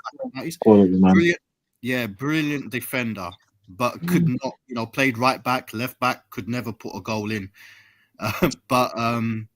Yeah, I think unfortunately it might be one of those. In it, to be fair, one great legend of a player that will always be remembered for more injuries, but could have been a great defender. But in terms of goals, I'd love to see him score one against Crystal Palace on the last day. But realistically, I don't think he gets a goal, but he definitely get an appearance or two from the bench. Could you imagine if Slot on the last game as a striker? Yeah. Yeah. You should do that, The aren't you? best Yeah, possible you should do that. chance. Exactly. Joey played pretty much everywhere else last season. Joe even played the 6, didn't he, in a couple of FA Cup games? He played Mate, back you left, can sleep. Yeah. right centre back Top and three. left back and the 6.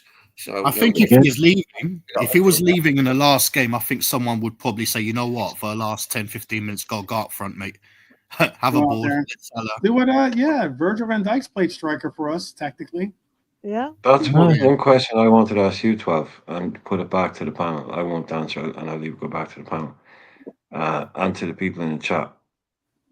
In these last few games, would you rather see what people have been talking about there, Rio, Cranioni, maybe even a young left back or a centre half or something?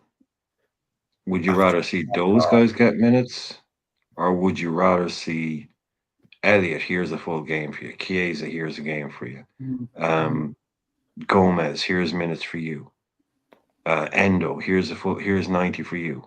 Would you rather see the boys that were kind of on the fringes and contributed get their minutes, even though, it might be a bit of a token gesture, but still? Would you rather see Chiesa, Endo, Harvey Elliott, and that kind of stuff? Would you rather see them get minutes, or leave Chiesa on the bench and bring in Rio and Nioni? Those kind of guys. What would you think? I would go as far as that. I'd say I'd rather see Chiesa and those players get a real shot. I think that they've got something to fight for. They've got something to kind of like. If given the chance, they probably would use it as an opportunity to really show that they were hard pressed or hard done to not get a result get an opportunity to play more this year. I think that the veterans around them are going to exert some type of real consistency or real commitment to trying to win, as opposed to still being on the beach from before. So I'd rather see that than see Rio and Trey. They'll have their opportunities, but I would like to see. This is going to be the last time I'm going to see, because we will see Rio and Trent, or excuse me, Rio and Trey, but we won't possibly see Chiesa. Maybe we won't possibly see Joey G. We won't possibly see Harvey Elliott. If this is going to be the last hurrah for these guys, then I'd like to see them play, because they've contributed. They've contributed this season. Yeah. They played their part. Yeah. I know what the other people. I know Lee or Bernie. What would you prefer to see the kids like? And I think that's a great point, actually. Sorry, from Norm. He just said what I want is for Slot to not play anyone who he knows won't be here next season. Spot on. Exactly. Yeah, because that's a waste of time if he's moving them on. If they're staying, then I agree with 12th. I think out of respect. I mean, what's the point of us, saying you never walk alone, and then leaving them on the bench and bringing the kids on? Even though I've said before, it'd be nice to see the kids. I'd rather see the kids in for someone like Gakpo and Diaz and Joshua if we had the win in the bag. Otherwise you wouldn't. But for those other lads, I think we owe it to them to let them play, unless they are going and Slot knows they're going. So I agree with 12th on that. I think we owe them respect. Be nice. Baz, you want to give an answer, Lante? Baz, go ahead. Baz. Oh, okay. No, okay, Baz. Yeah, go on, Lante. You go. No, it's all right, Baz. You go first, mate. In terms of youngsters, getting the youngsters to play, is that what the question was? No, would you rather see if, like, there's going to be minutes for people in these Oh. last few games? Would you rather see it given to the Endo, Chiesa, Elliott kind of The group fringes. that haven't played, or just skip them over even again and play with the kids? Do you think, which would you rather see? Yeah, I would probably want to see the fringe players or the players that didn't get many games. Like Elliot, he should be playing. Endo should be playing. And if we're winning and stuff like that, it'd be nice to bring one or two youngsters in as well. We definitely will see your Rios and Trey's of this world at some point next year. In Japan, in the tour in Japan, that's when we'll see. They'll get there. Exactly. They, a lot of the times in pre-season, you see these guys coming on and getting their chance to make an impression. Basic and all those guys when they come back, etc. But yeah, I think it's. I don't really look at it as in owing these guys respect. I think it's just more like they did contribute. Elliot contributed. Endo contributed. Obviously, maybe not as much as your, Endo versus Gravenberch or versus, Salah and that, but they've all contributed. So, yeah, I mean, it'd be nice to see them get a game, obviously. But at the end of the day, it's about who's staying and the future, who's got a future at Liverpool. When you really look at it, stats don't go, doesn't it? So if we can win our games and stuff like that, it would still be unbeaten since . So we need to put a competitive team as well and give the league that respect as well in it, so to speak, because there are still, Arsenal fighting to cement second place. We're playing them obviously on Sunday. You don't want to play kids and like a rundown team. And I think there's a bit of personal pride as well in it. Like, I think Arsenal would be like a strong lineup. I think because it's Arsenal at Anfield, obviously. There are competitive, our biggest rivals this season. So, but yeah, to see the fringe players get games is probably what I'd want to see. How about for you, Lee? Elliot didn't do himself many favours with his performance against Chelsea, did he? For him to get picked again from the start. But he might be. You never know. I think he'll go back to the others tomorrow. I think he'll just go back to the other players that he's normally used tomorrow and try and beat Arsenal. I think he'll want to do that. So he'll put out a strong team, I think. And then there will be minutes later on for other people. Yeah, I think that's what he'll do. Well, I just realized, I was about to tell you guys anyway, I just realized that we did go a little bit over on our time for that segment, but I'm going to do a short consolidated segment for our next one so that I have more time for the final segment that I have coming up. And the fourth segment that I had in line for us was Xabi Alonso is leaving Bayern Leverkusen. It's officially confirmed. After 2.5 years, a historic unbeaten title win, a domestic double, and a Europa League final, the Liverpool legend is moving on. Most insiders believe he's Madrid-bound to replace Ancelotti, but let's be honest, part of us wish it had been Anfield, still all the same. What could have been, but it's all good. We've taken our efforts to the slot machine. And with Trent linked to Madrid as well, could be a mini Liverpool reunion in Spain with two Liverpool legends basically getting to possibly have their talents be on display in Madrid. I know all of us are happy. With Madrid, Alonso. Because that'll be important for Trent, won't it? Like what system is being employed at Madrid, and if Alonso does what he was doing at Leverkusen, and that could pay dividends for Trent, couldn't it? But alternatively, it could go the other way. He could be wanting a different system and not fancying him. So it might not work out. As we think it might, you know what I mean, between them. But yeah, I was right into the idea, obviously, of him coming back here last summer. But we're all happy with the guy we've got now, aren't we? Might never happen in becoming our manager, but remember him like he's a great player anyway. Really good player. Yeah, certainly a talented player for sure. Let me put this in. I'm gonna give you guys a quick panel, or excuse me, a quick poll here. Where do you see Xabi Alonso managing next? There are other possibilities. I don't think that Bayern Munich is a strong one, even though it's been thrown out there as a possible. Because I think Company might not have done well in Champions League, but he's about to secure them a Bundesliga, or has actually already secured them a Bundesliga. Yeah.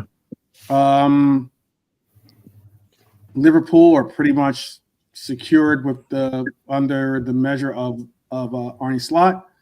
There is the possible connection that Xabi Alonso has with Real Sociedad,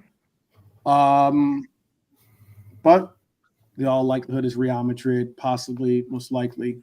I'll ask you this though: should Liverpool have waited and tried to have gotten Alonso, or was Slot the right call all along, in your opinion? Would you have gotten in for a year? Yeah, that's exactly. I mean, I'd change that poll to I'd take Madrid out because he's going to Madrid. Everybody knows it now at this stage. He's gone. That's what's happened. So where do you see him managing after that? Liverpool, Bayern, or Sociedad? My little hope is that you get 3 or 4 good years out of Arne Slot. Xabi Alonso gets, standard 4 years probably at Real Madrid. He leaves Real Madrid. Arne Slot leaves Liverpool. Alonso takes over some Slot at Liverpool, and he's scratched his Real Madrid itch. And he can stay at Liverpool for 8 years and become the next Pep Guardiola. Easy. Simple as that. That's one way around the, Madrid poaching your players or poaching. Let him go to Madrid first and then take him. So let Alonso go to Madrid, do his thing there. Let Slot stay here for another 3 years. And there you go. Alonso comes to Liverpool. Perfect. He gets to do his little kind of... He'd be the first Spanish manager. He'd be the first Spanish manager for Madrid in a while that has actually stayed in the job for longer than 10 minutes. If he stays on, every time we had a Spanish manager, it doesn't last long, does it? It's like 18 months or something, like. Well, that's the other thing. It is Madrid. He's not infallible. He's not the golden boy. Bigger managers than him. Rafa only got about 18 months, didn't he, at Madrid? There's been loads. I did Lopetegui, a few others, haven't I? But yeah, I hope it goes well for them. Like, I hope it does go well for them. That's part of the job, especially for the Spaniards. It's the one job we all want, like. But well, you can't get any bigger. So when you go there at his age, I mean, every other club, you can't go to Barcelona then. So every other club in Spain is a step down Real Madrid. So yeah, he can come back to Liverpool, go and do his thing in Madrid for a while, and then come back and take over from Arne Slot. Perfect. Happy days. Happy days. Well, I'll tell you what's happy days. I want to make sure I get this segment in and give it proper due. Bring this up. There is an Egyptian king doing his thing. Let me say this. We end with a king being crowned once again. Mohamed Salah has won the Football Writers Association Player of the Year award for a record equaling 3rd time. 33 goals, 23 assists, an overwhelming 90% of the vote. There was no debate. He was certainly the hands down pick of the year. There were some questionable other alternatives that were offered on there. But Salah leads the league in both goals and assists, chasing both the Golden Boot and Playmaker of the Year. And in doing so, he's passed King Kenny and Barnes with 3 FWA awards. Only Henry has done the same as our Egyptian king. Is this the greatest individual season of Salah's Liverpool career? I'll ask that of the panel. I'll go in reverse order here. I'll do Delonte. I'll go with Delonte first. Yes, easy answer. Yes, the age, and he's become a better player than he was when he first came to the club all round. So that's easy. Yes. Okay. How about for you, Baz? 100% yes. Okay. B, how about for you? Yeah, same. Funny enough, when you were going to talk about him before, I was looking at his stats, and they're saying that he's got at least another 4 records he can break by just getting another 4 goals, and the best African player. There's all sorts of records he's about to break again, and the same. Obviously the Shearer one's going to be the hardest one to break, but I think he's 6 away from beating Gerrard on the most assists ever at the club. So it's got to be his best year, definitely. Okay. Brian, how about for you? Is that what the question was? Is this his best year? Mm-hmm. No, his debut season. His debut season for me was utterly just off the charts. It was mental that season. Yeah, I know he's kind of become more of a rounded, like this. If you want to go down to, it's not really a stat, like it's not even stats, it's in numbers, goals and assists. But I just think that first season was just phenomenal. It really was. 44 in all comps. Yeah, straight out of the blocks. He'd been here for 5 minutes before. He'd been seen as, who's this Salah guy to spend all this money on? Didn't he fail at Chelsea? Yeah. To come here, just come back and just destroy the league like that. I thought that was, to me, that still stands out. Mm-hmm. But this season, he's bookending almost. He's been good and he's been pretty much phenomenal ever since, but that one really kind of, and now this season as well with the added assists and also a league title, but just still for me that first season. Okay. Lee, how about for you? Yeah, the first season was glorious, but say this one, how impactful he's been, just his stats, to contribute this much. See, I don't know if I should say it like that, but we've needed him more this season. Like when he first come in, we had Bobby and Mane there up front with him. This season he's been playing with Darwin, out of form, Jota, and the other 2. So we've really needed him this season. Like, he's. I mean, it's great the way Arnie's been able to get more out of him, and that's been one of the brilliant things about what Arnie's been able to do is that he's been able to get even more out of Salah. So this season, because of just the way it's happened, and because it's number 20 and that, he didn't win bugger all, did we, in his first season anyway? So I'll pick this season. Okay. I'm going to share with you this. This is why I said it was very interesting. Actually, let me put this in here too.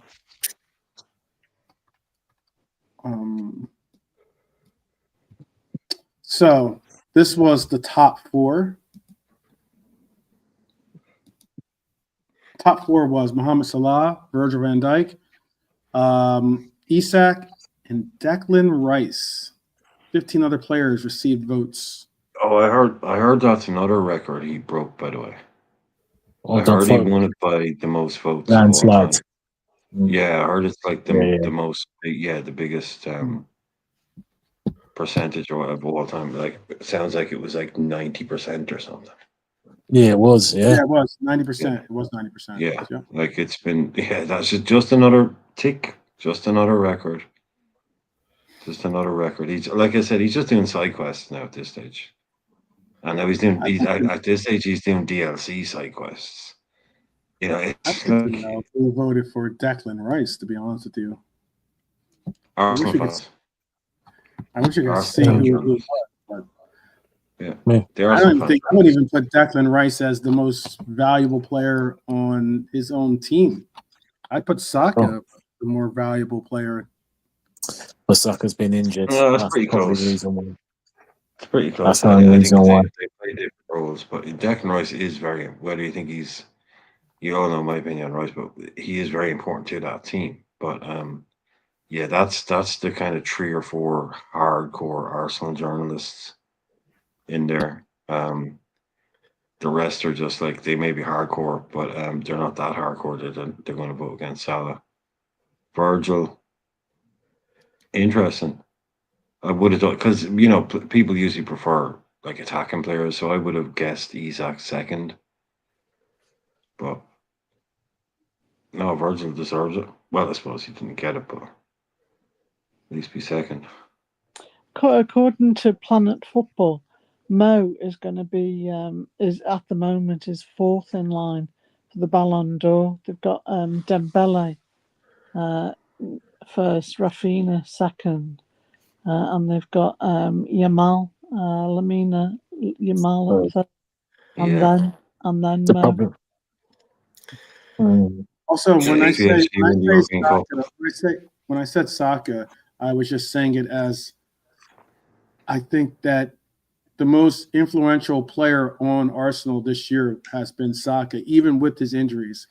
He was undeniably. I remember at one point people were talking about what percentage of the goal production Mohamed Salah made up for Liverpool. If you were to look at Arsenal kept calling it, Salah FC, or some stuff like that.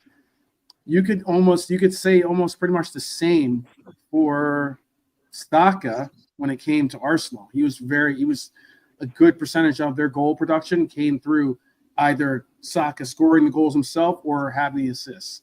His goals and assists this year were phenomenal. He was definitely keeping up. No, I'm not saying it, but I'm also, excuse me, not saying that Saka should have been up for this award. I don't even think Declan Rice should have been up for this award. That's my point. Like, guys, and I just think that Saka had a better year than Declan, despite being injured, and I still don't think Declan Rice had a MVP style year, to be honest with you, in my opinion. But someone out there was a journalist that thought elsewise. That's all.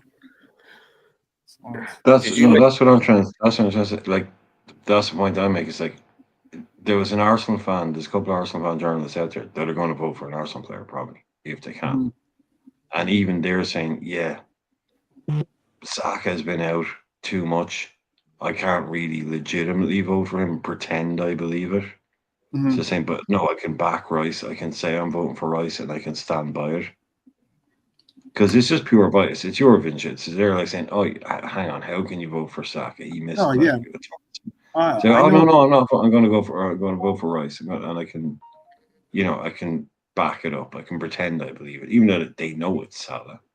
But they're going to go for their Arsenal guy. But it just shows you, man, like when people say there's a Liverpool bias against Liverpool in the media, I think that shows you there isn't when it comes down to it. I think it's one of those cases where sorry. Finish your thought. Sorry about that. No, I just think there isn't. I mean, there isn't bits and pieces, but it isn't that big. Like that, if that doesn't tell you, like they're famously most of the journalists that work in England, famously, a lot of them are West Ham fans. Yeah. Now you've got a lot of West Ham fans, Arsenal fans, Tottenham fans, because it's London. That's where fucking people come from. and now you got basically the biggest ever landslide for Salah. You know, I know there's not many other standout candidates, but it just shows you that it isn't all slanted against us the way some people think it is. No, I get that. I think this is maybe a case of a journalist out there being like, look, we all know Mohamed Salah is going to win.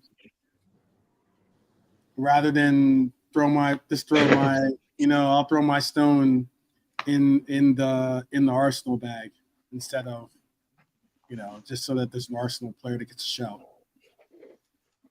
Because I just don't. Declan Rice had a good year. Did you make that? Do you really tell me honestly? Tell me honestly. Do you think Declan Rice had a football player of the year type year? No chance. No chance. No. He's had moments. He's had moments. Exactly. Mad, but like he wasn't. He didn't have a special season, did he? Yeah, decent. But again, I know someone who's had a better season than him on his team, and he gets slept on, and that's Thomas Partey. Partey's been Arsenal's best midfielder. It's the name. Yeah, it's the name. He's not English, etc., innit? That's what happens, innit? And he's not consistent either, Rice, is he? Sometimes he disappears in the game. Other times he's good. I wouldn't put him up there as the best.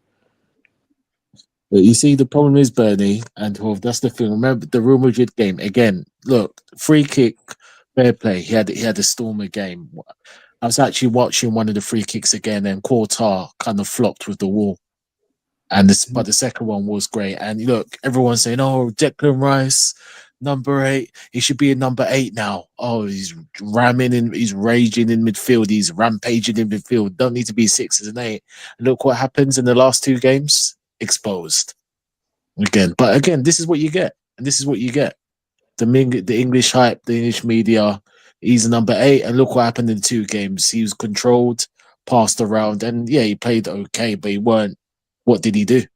Nothing. But again, Bournemouth, nothing. Well, he scored a goal, to be fair, but what happened to that? Nothing. And that's again, hype. Yep.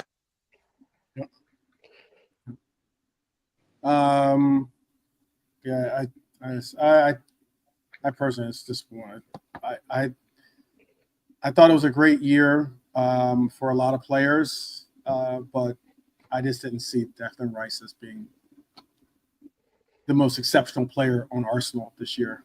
That's all. And again, what did Arsenal really do this year, other than the quarterfinal cup, I guess? Oh, Odegaard took some good pictures. Yeah, yeah, that's true. That's true. Odegaard showed his ability to his photography ability. That is definitely true. It's all good. Well, before we end the show, I'll say, is there anything that's on your mind? Anything that you wanted to say? Any topics you wanted to give before we bounce out and do our things for our TGIF? I'll start with Lee. Is there anything anything on your mind?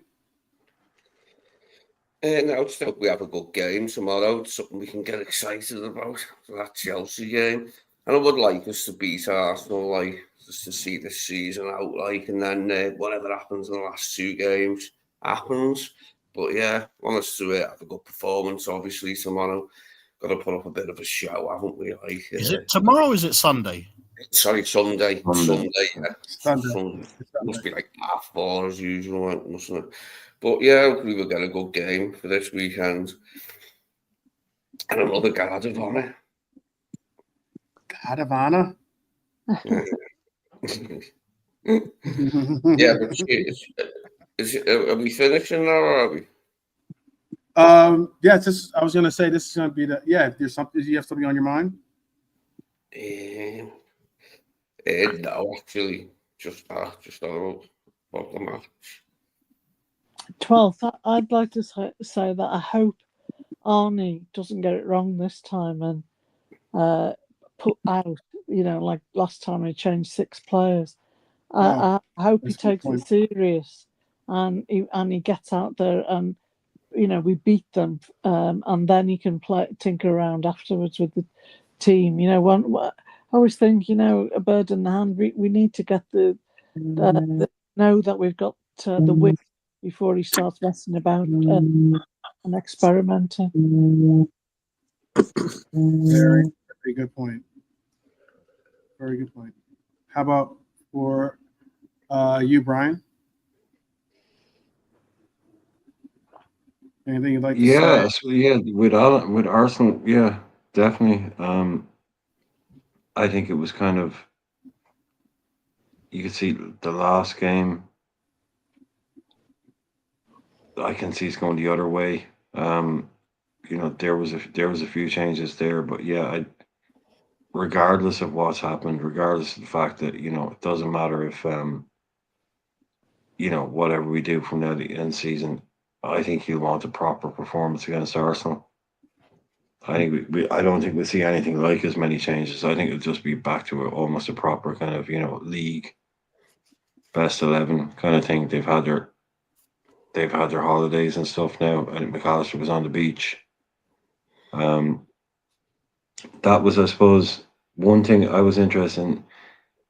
Now that Trent has gone, who do we think should become the vice captain? Because I think McAllister should be vice captain straight away now after Trent leaves. But I've heard a lot of other shouts going around. But that was one kind of maybe last thought I was thinking. Who do we think we could promote?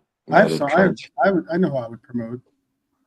Well, I'd be going with Mac. Basically, that's who I'd go for anyway. That'd be my pick. Captain Argentina. I'd go with. Well, I'll save mine. I have one I would go with. Who would you? Real quick, Lee. Who would you go with if you had to pick a new vice captain? Yeah, McAllister sounds good. Yeah, sounds like a good idea. Who else? Okay. The players we've got. Yeah, midfield is good. Yeah, it's good to have one in midfield. Yeah, that sounds good to me. Like Ibu, Ali, Robbo, those Salah. I've heard those would probably be some of the, Allison, Ibu, Salah.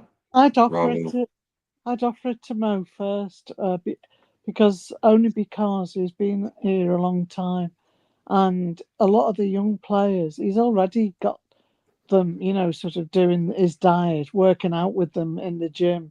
He's already saying that he's trying to give them assists, trying to help them out in their game. So even if McAllister is a really good shout for me, but I'd still, out of respect, offer it to Mo, because I wouldn't want to put his nose out of joint in case he thought he could have been vice captain, so that would be my thing.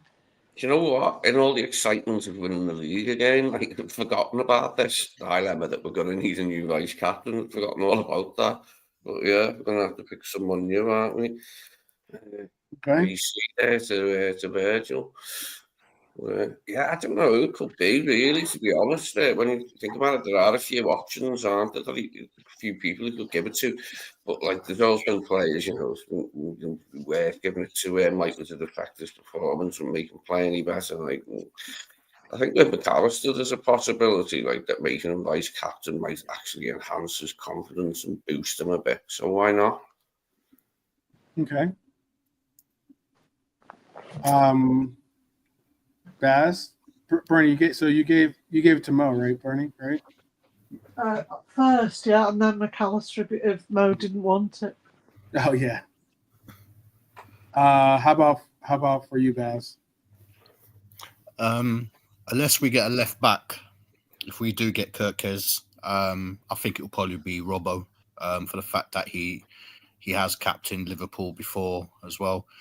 So I would probably, these are all great shouts. I think it will either be Robbo or Allison. McAllister's a good shout. And Salah as well, possibly. Any one of those I'd be happy with, to be fair. because it's vice captain, it's not captain. You know, our Rolls Royce is going to be the main man, and he'll probably play majority of the season. So, knock wood, no injuries. But yeah, any of those. Okay. Lante, who would you go for? I think he's on mute. Okay. Yeah. I would have truthfully, you know who I would give it to if He's I had the Lante, choice, so if I had the opportunity to say, okay, you can pick the next vice captain of this team. I would pick Joey G. I'd pick Joey G. He's the longest serving Red on our team. Honestly, he is an absolute, credit to the commitment and the level of professionalism that you want to see in a player and the likes. I'd give it to Joey G. He's hardly going to be on the pitch, though, is he, 12?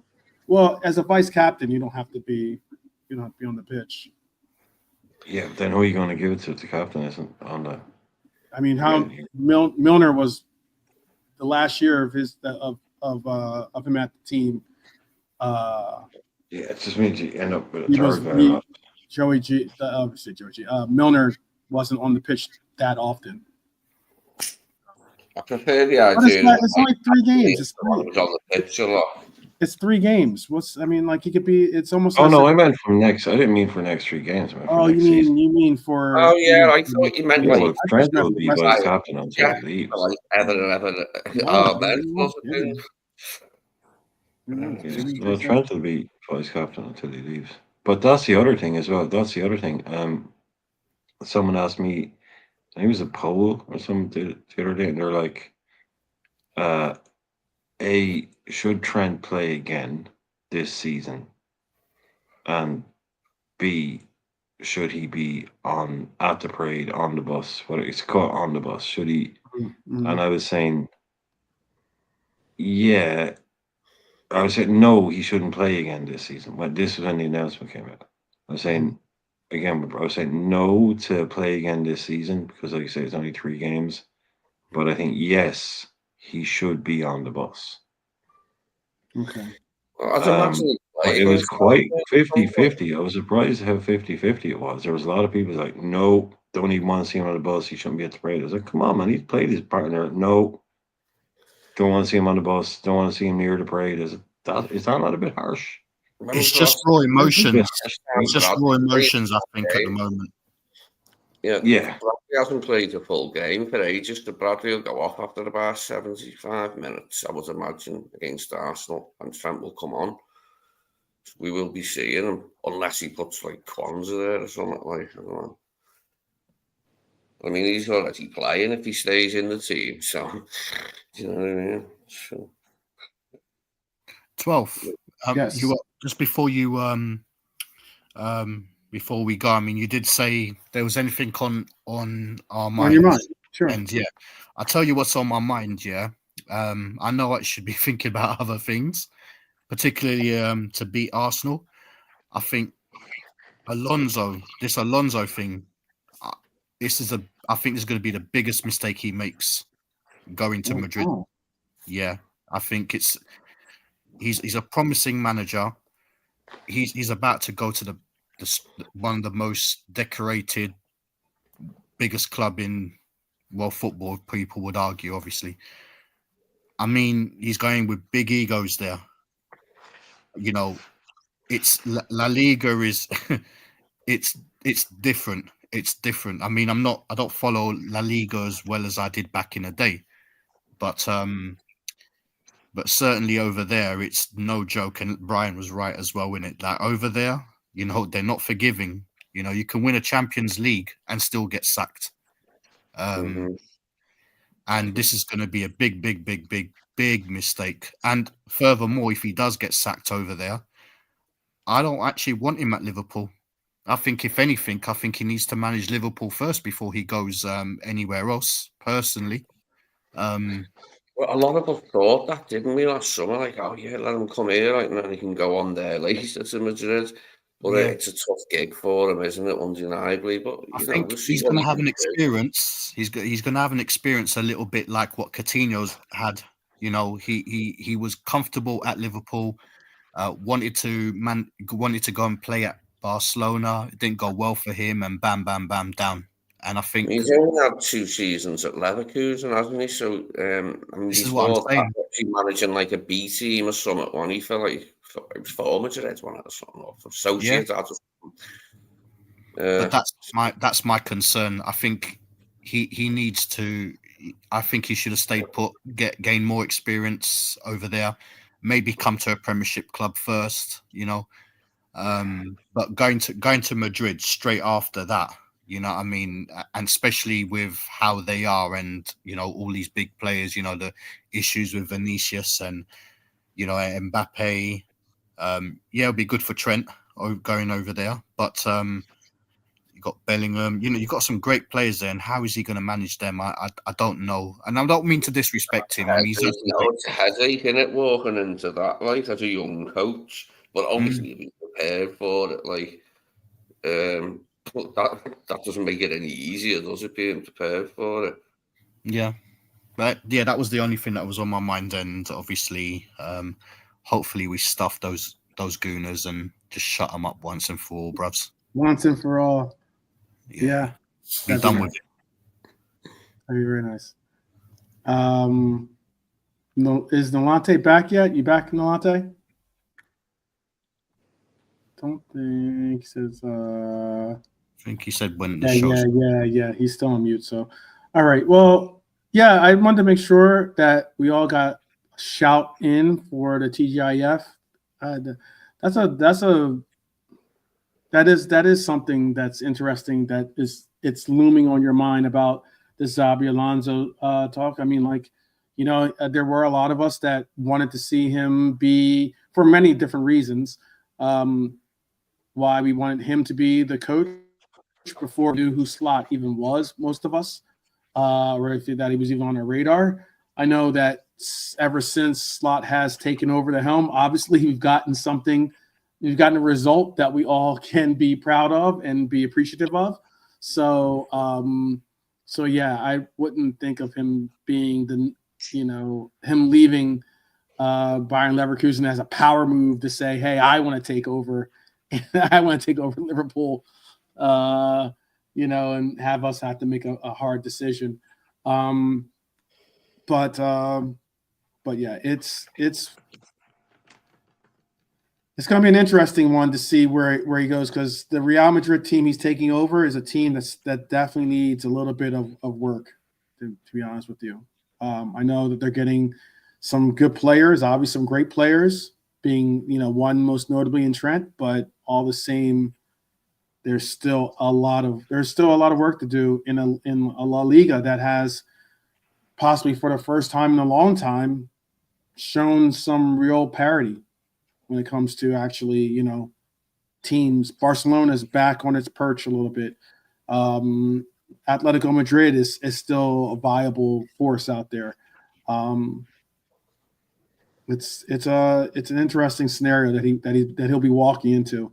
And I think Brian's comment about him having a little bit of like leeway, or having a little bit of like forgiveness as to like the learning process of being the gaffer, I think will exist simply because he's got history with the club. He would have had it with us too. Obviously they've not won the La Liga. They've been out of Europe. They've underperformed badly this season, in my opinion, for what they've got.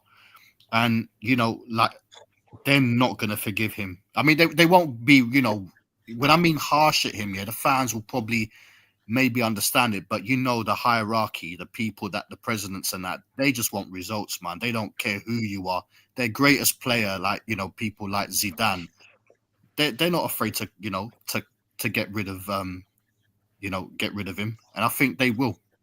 That's what I worry about, because I love Alonso. I don't want him to fail. I want him at I did want him at Liverpool. I can't lie. I just don't want that to tarnish his name. You know what I mean? It could potentially, just like Lampard. At Chelsea, he was doing well at Derby County and stuff like that before. took the job because it was his, dream job. Yeah. Picked well, bam, bam, bam. Now Coventry manager. This is one of the legends of the game.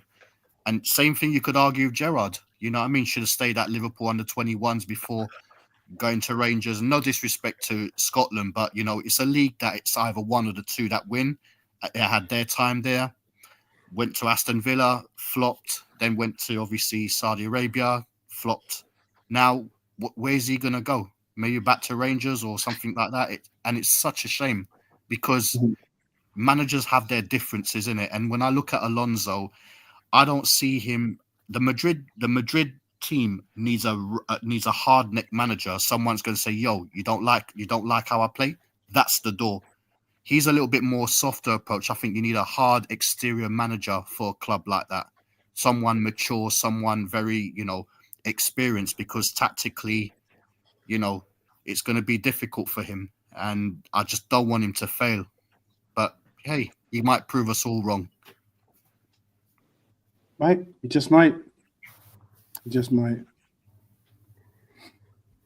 Popeye the Sailor. What's going on? What's going on in the chat? I'm sorry.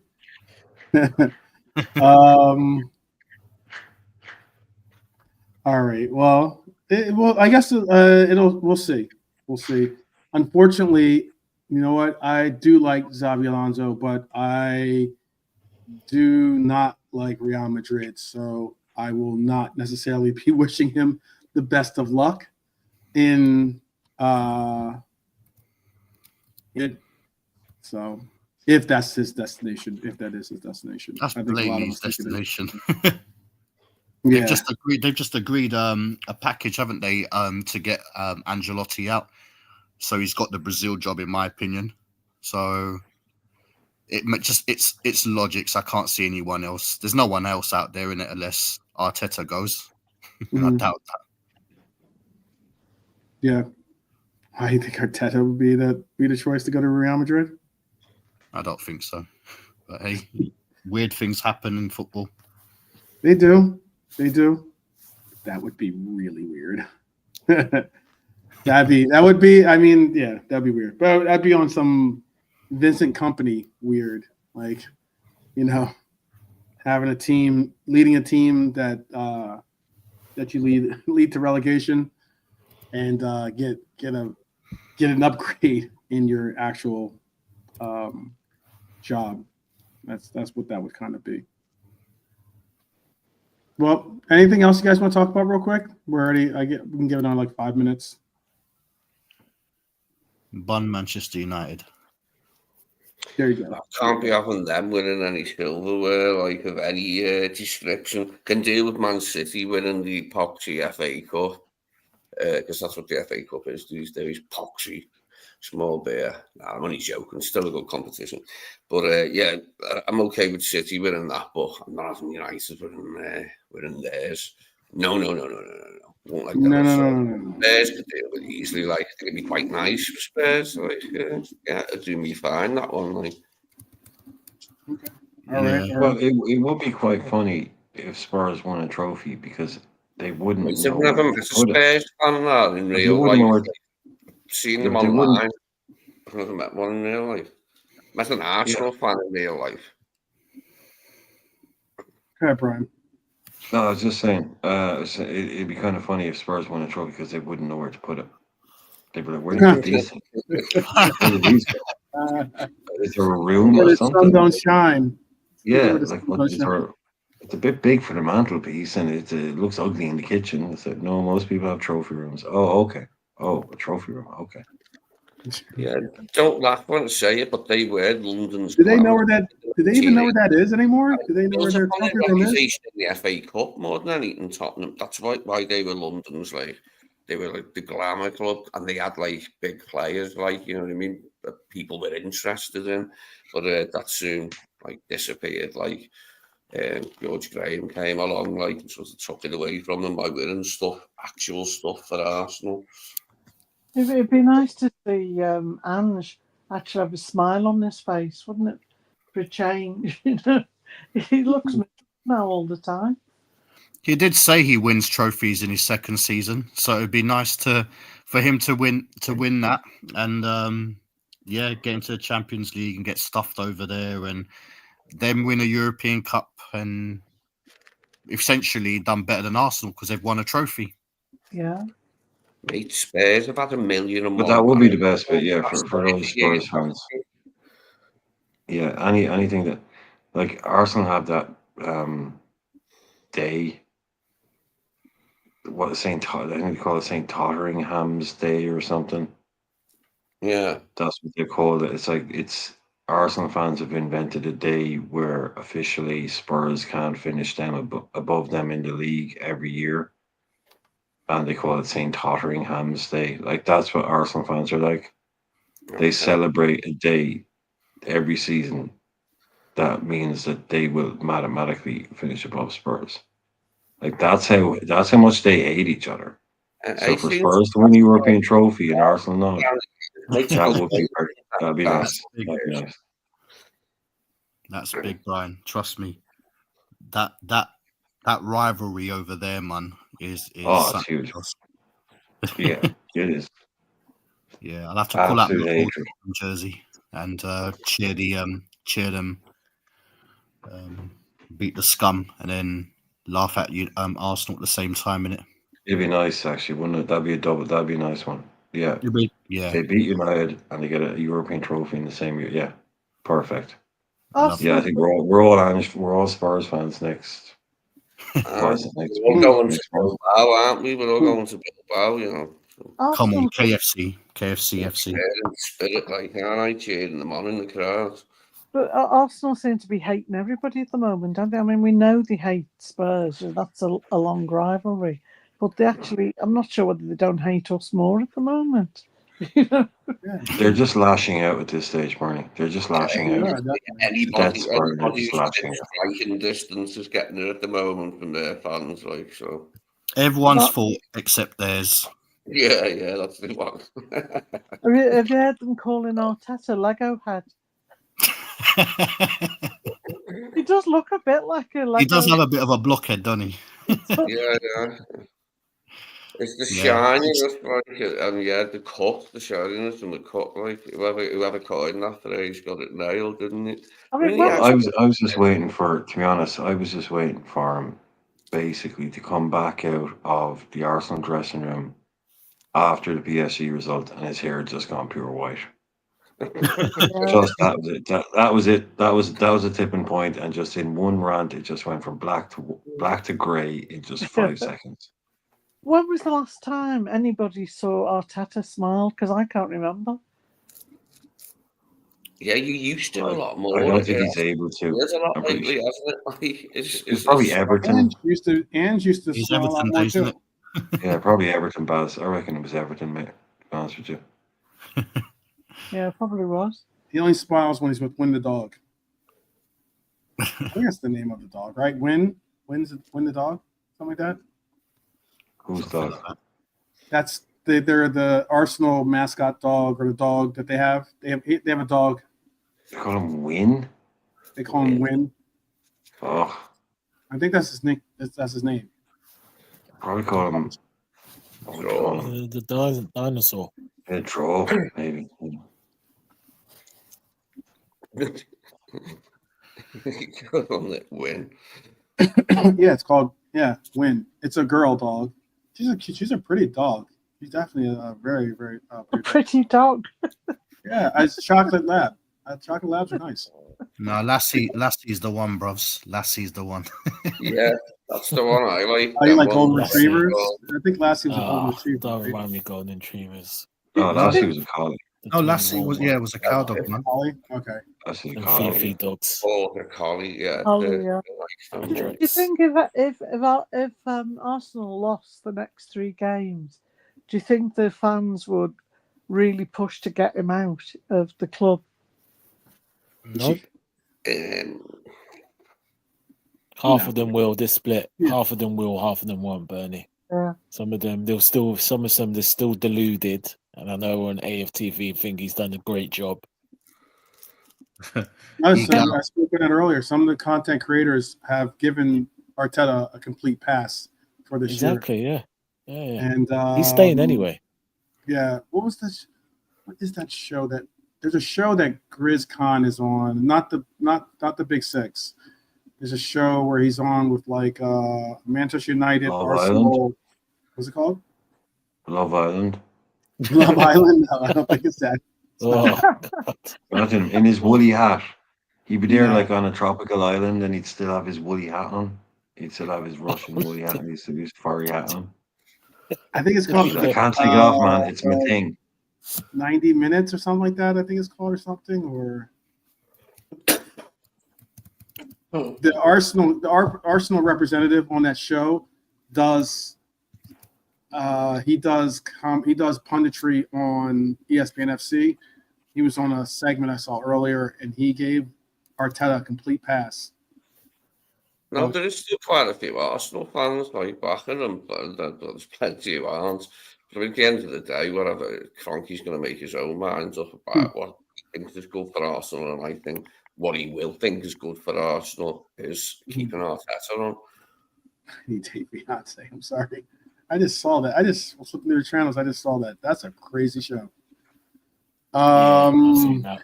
That is a crazy show. That is really enough. But yeah, they have Win the Dog. Ty. They have merch for Win the Dog. I bet they do. Yeah, Anna's talking about Ty. He's famous. That's Ty.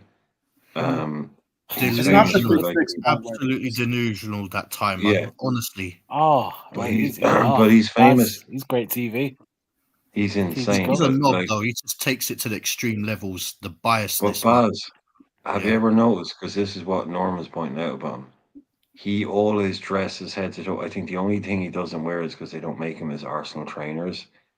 If you ever see the guy, that's his whole thing. Is he goes head to toe in Arsenal merch, Arsenal headphones, Arsenal, like absolutely everything. It's just everything he wears is Arsenal merch, and that's Norman saying he's like Mr. Motivator back in the day. Yeah, that's exactly what he's like. What's He just spandex? wears. He used to wear loads of spandex, Mr. Moses. Well, no, not so much that way. Just in terms of like he was always wearing tracksuit. But that's Ty. Yeah, and he is. I've seen, like I know about him, Baz. I heard about him, your man Ty, just purely because he's that guy that famously dresses head to toe in Arsenal merch. And then I saw a show that he was on. I don't even mean a show. I just mean like I've just seen someone put up an example of him arguing with somebody. I've never seen that like it. Unbelievable. That guy, it's like there's something wrong with him. There's genuinely something wrong. Like people argue with him and he'll sit there in front of you and argue that black is white. Of He'll course. literally just sit there and say black is white. And say you're an idiot, black is white. And he's infuriating. Yeah. Absolutely. He's one of the worst people. I don't know how he's got any kind of presence, man. He's just I can't lie. child. You know what, Brian? Anytime, because I mean, I'm one of them. I put my hand up. Anytime Arsenal lose, that's the first thing I'm looking for. I'm looking for him. I'm looking for Lee. I'm looking for all these guys, that give us smoke and that. But every time I see Ty's interview, like not even see it, as soon as I see a thumbnail with him, I avoid it. I've seen the bloke, unless I've seen them regularly, like I don't always like I know the names, but now it's sunk in who you mean, from Arsenal's tally, Go ahead, Baz. Go ahead. Right, Pops is right. Why are we talking about that idiot team? Do you know what I mean? Forget No, that. because they're funny. These boys are genuinely funny. Like I don't talk about content creators. That's the other thing. I hate talking about it because fuck them. I don't give a shit what. But that guy Ty is genuinely hilarious. It's like, those are a bit dully, like, can you imagine? But I mean, can you imagine working with this guy? He isn't just like this about Arsenal. Can you imagine actually just being in a job with someone like him? Yeah, I can't lie. I think Jesus. it's been dropped on the head a few too many times. Oh, absolutely, man. Absolutely, definitely. It's just like, okay, dude. Yeah, whatever you say, Ty, just go and do that thing over there. Absolute nightmare. But they cornered the market. But and Baz, you're right, man. Like you say, it's the first place you go because they cornered the market in that whole. Like even Arsenal. They used to be Arsenal Fan TV. Then the Arsenal contacted them and said, "Stop using our name." Yeah. Because you've literally invented shit fan channels. Yes, just given it was given their name their name obviously is me being Thai but Liverpool version, like like giving their club a bad reputation. And I mean I do watch a lot of a lot of not Arsenal things, but when Troops does his back again with Monts and the Yeah. other lads, what I mean, Yeah, Flawless yeah, and yeah. that. I do watch them and honestly it's like these guys, because he's an Arsenal man through and through, that's why they back him, but they know he's an idiot.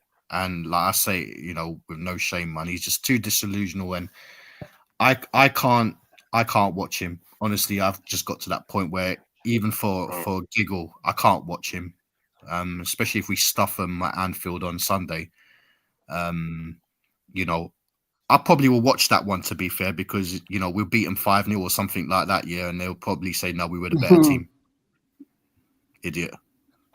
But big up Robbie and the other man then, though. I can only hope that's the case. Yeah, fingers crossed in it. Yeah, I was just about to look for, or I'm trying to see if he must not have anything out because it didn't pop on my it didn't pop up on my we call it the feed for the feed for YouTube. Oh. No, for how they give you suggestions and for shows to watch or whatever. I do watch Arsenal. I do watch a lot of other. I watch shows other than just Liverpool content creators. Yeah. So I like to see people cry. So we do have some over emotional fans at Liverpool as well, to be fair. But you know what? Our fans no way slate, even if we've had a bad game. Yeah, we no way slates our players the way they do with theirs. Like, you know what? I can't lie. Yeah, Partey's been probably one of their better players this season. When he's been available, he's been decent. And against PSG, what I mean? I see Troops, and big up to Troops. He's got his opinions and stuff like that, yeah. But Troops was absolutely ripping him up. And it was like, bro, seriously, what I mean? Like, it's just like having, I don't know, let's just say like Harvey Elliott, not, like misplacing a pass or, getting barged off the ball or something like that. You're not going to rip him up like that, man, surely. But they do. But they're different fans, man. They're entitled fans. They're entitled to win everything and they're the best regardless. That's what they really believe. And all their players are, they'll have a great game. They'll beat be top of the league for 90% of the season, and then they lose a game and bam, everyone's no good enough. This manager's ridiculous. This defender ain't this. This manager ain't that. It's ridiculous, man. I don't know, man. I would say extreme. there were some that were that I was battling back and forth with quite a few times when Klopp had a couple of lull moments in his tenure here, and how it's amazing. I mean, there's content creators out there that were very, very intimate about how this Liverpool team that just won a Premier League title was not good enough to compete. Chelsea fans. I don't see a lot of them raising their hands to say they were wrong. I don't see a lot of those people, showing up and saying, "Hey, I was foolish to say the things that I did," because I've seen some content creators call players some disgusting names. I've seen some content creators go as far as to talk despairingly or disgustingly about our former coach, Jurgen Klopp. The FSG stuff's whatever. I mean, that's every day disrespect. But when it comes to the club in general, though, I've seen there's been it's the internet now with the content that some people put out there. It's a lot of it's very cringeworthy sometimes, but it's cringeworthy to me when it's coming from within your own tent. You know what I mean? Like that's sometimes a little bit weird when I see people go above and beyond to disparage and hate on their own players. You know, that kind of just goes over the top for me. That's just my personal opinion, though. Yeah. And what Pops is saying there as well, that every fan base has one. Yeah, that's what I'm saying too. Yeah, it is true. But like in terms of, I'm only talking from me personally, just watching what I've watched. And my opinions, them and Chelsea fans are very, they're very rough. But hey, yeah. Well, Lante, did you want to give a shout before we bounce out on this Friday? It's now possibly Saturday for some of you. yeah. We're in the UK. Exactly, Buzz. Yeah, we're in the UK, man. Good old waste of the UK, mate, where they rip us off and more money is split out of our pockets. The poor poorer and the rich richer. Yeah, good old UK, mate. Yeah. Big up everyone. You know it, Baz. You know it. Big up everyone. Chat. Big up panel as always. Yeah, man, we move to Sunday. Let's put some more heartache in the asses and make Mr. come and say, no, we're the better team. No. But Mikel, you've just lost 4-0 at Anfield. But we're the better team. No. XG, no. Statistics are good. No. Look, Alisson, man of the match. No, but Mo Salah scored a hat-trick. Arteta, Mikel, what do you have to say about that? No, we're the better team. Anyway, we digress. We digress to Sunday, Guard of Honor, and let's hope we can give them a nice little beat down or whatever. Some more Arsenal tears, some more rival tears, and I'm here for it. But blessings to everyone, and good night. Good night from me. Sounds good. Thank you for everyone joining us on the panel. Lee, Irishman, B, as we like to affectionately call her, but Bernie, Baz, Nalante. Big up to everyone that joined us in the chat as well. Number 20, yes, come on, you Reds, definitely for sure. Always and forever, up the Reds as well. So we will have a preview show tomorrow before this long anticipated game against these Gooners that we were just talking about. We're trying to get someone possibly from a Arsenal perspective to see if they want to join us in conversing about the year and maybe have a conversation. Bring Ty on. Yeah. We'll see. Oh my goodness. If I brought Ty on the show, we would only hear, I think the only thing we would hear about is the Invincibles. They were very invincible this season. They were very invincible this season. They were nowhere to be seen. Yeah. The best thing, you know what, Buzz? The best thing about that event, because there's so much time has passed now. Yeah. It used to be a brag, but it's gotten to the point now. I haven't heard anyone use it yet. I might start using it. Is like anytime they bring up the Invincibles, you can just say, "Yeah, that's the last time you won a league." That's it. That Invincibles was 20 years ago now. Good point. Yeah, fair play on your Invincibles, but that is the last he tries to time roll his he won R's. a league. He tries to roll his R's and get all extra when it comes to pronouncing the greatest or whatever he does or something like that. When it comes to that stuff about the Invincibles, I'm just like, oh wow. He battled Grizz Khan on Sports Bible, and it was one of the most pathetic things I've ever seen in my life. It was just like, dude, let it go. He's like, oh, we got a gold trophy and all that. I'm like, oh goodness. Anyways. All right, people. We're gonna let you go. We're gonna let you guys do your things for your Friday, possibly Saturday. We will be back tomorrow. We'll be looking to see if we can maybe wrangle together a actual Arsenal representative. I don't know if they are going to partake or not. You know, I'll throw out Whoops. I'll throw out a long half court shot to see if I can get Igal to come on the show. I know I've commented on his show before, so maybe he does do us the honor of giving us the guard of honor, maybe. But all the same, we'll see you guys tomorrow. Definitely take care. God bless, and also up the Reds, my friends. Up the Reds. We will see you soon.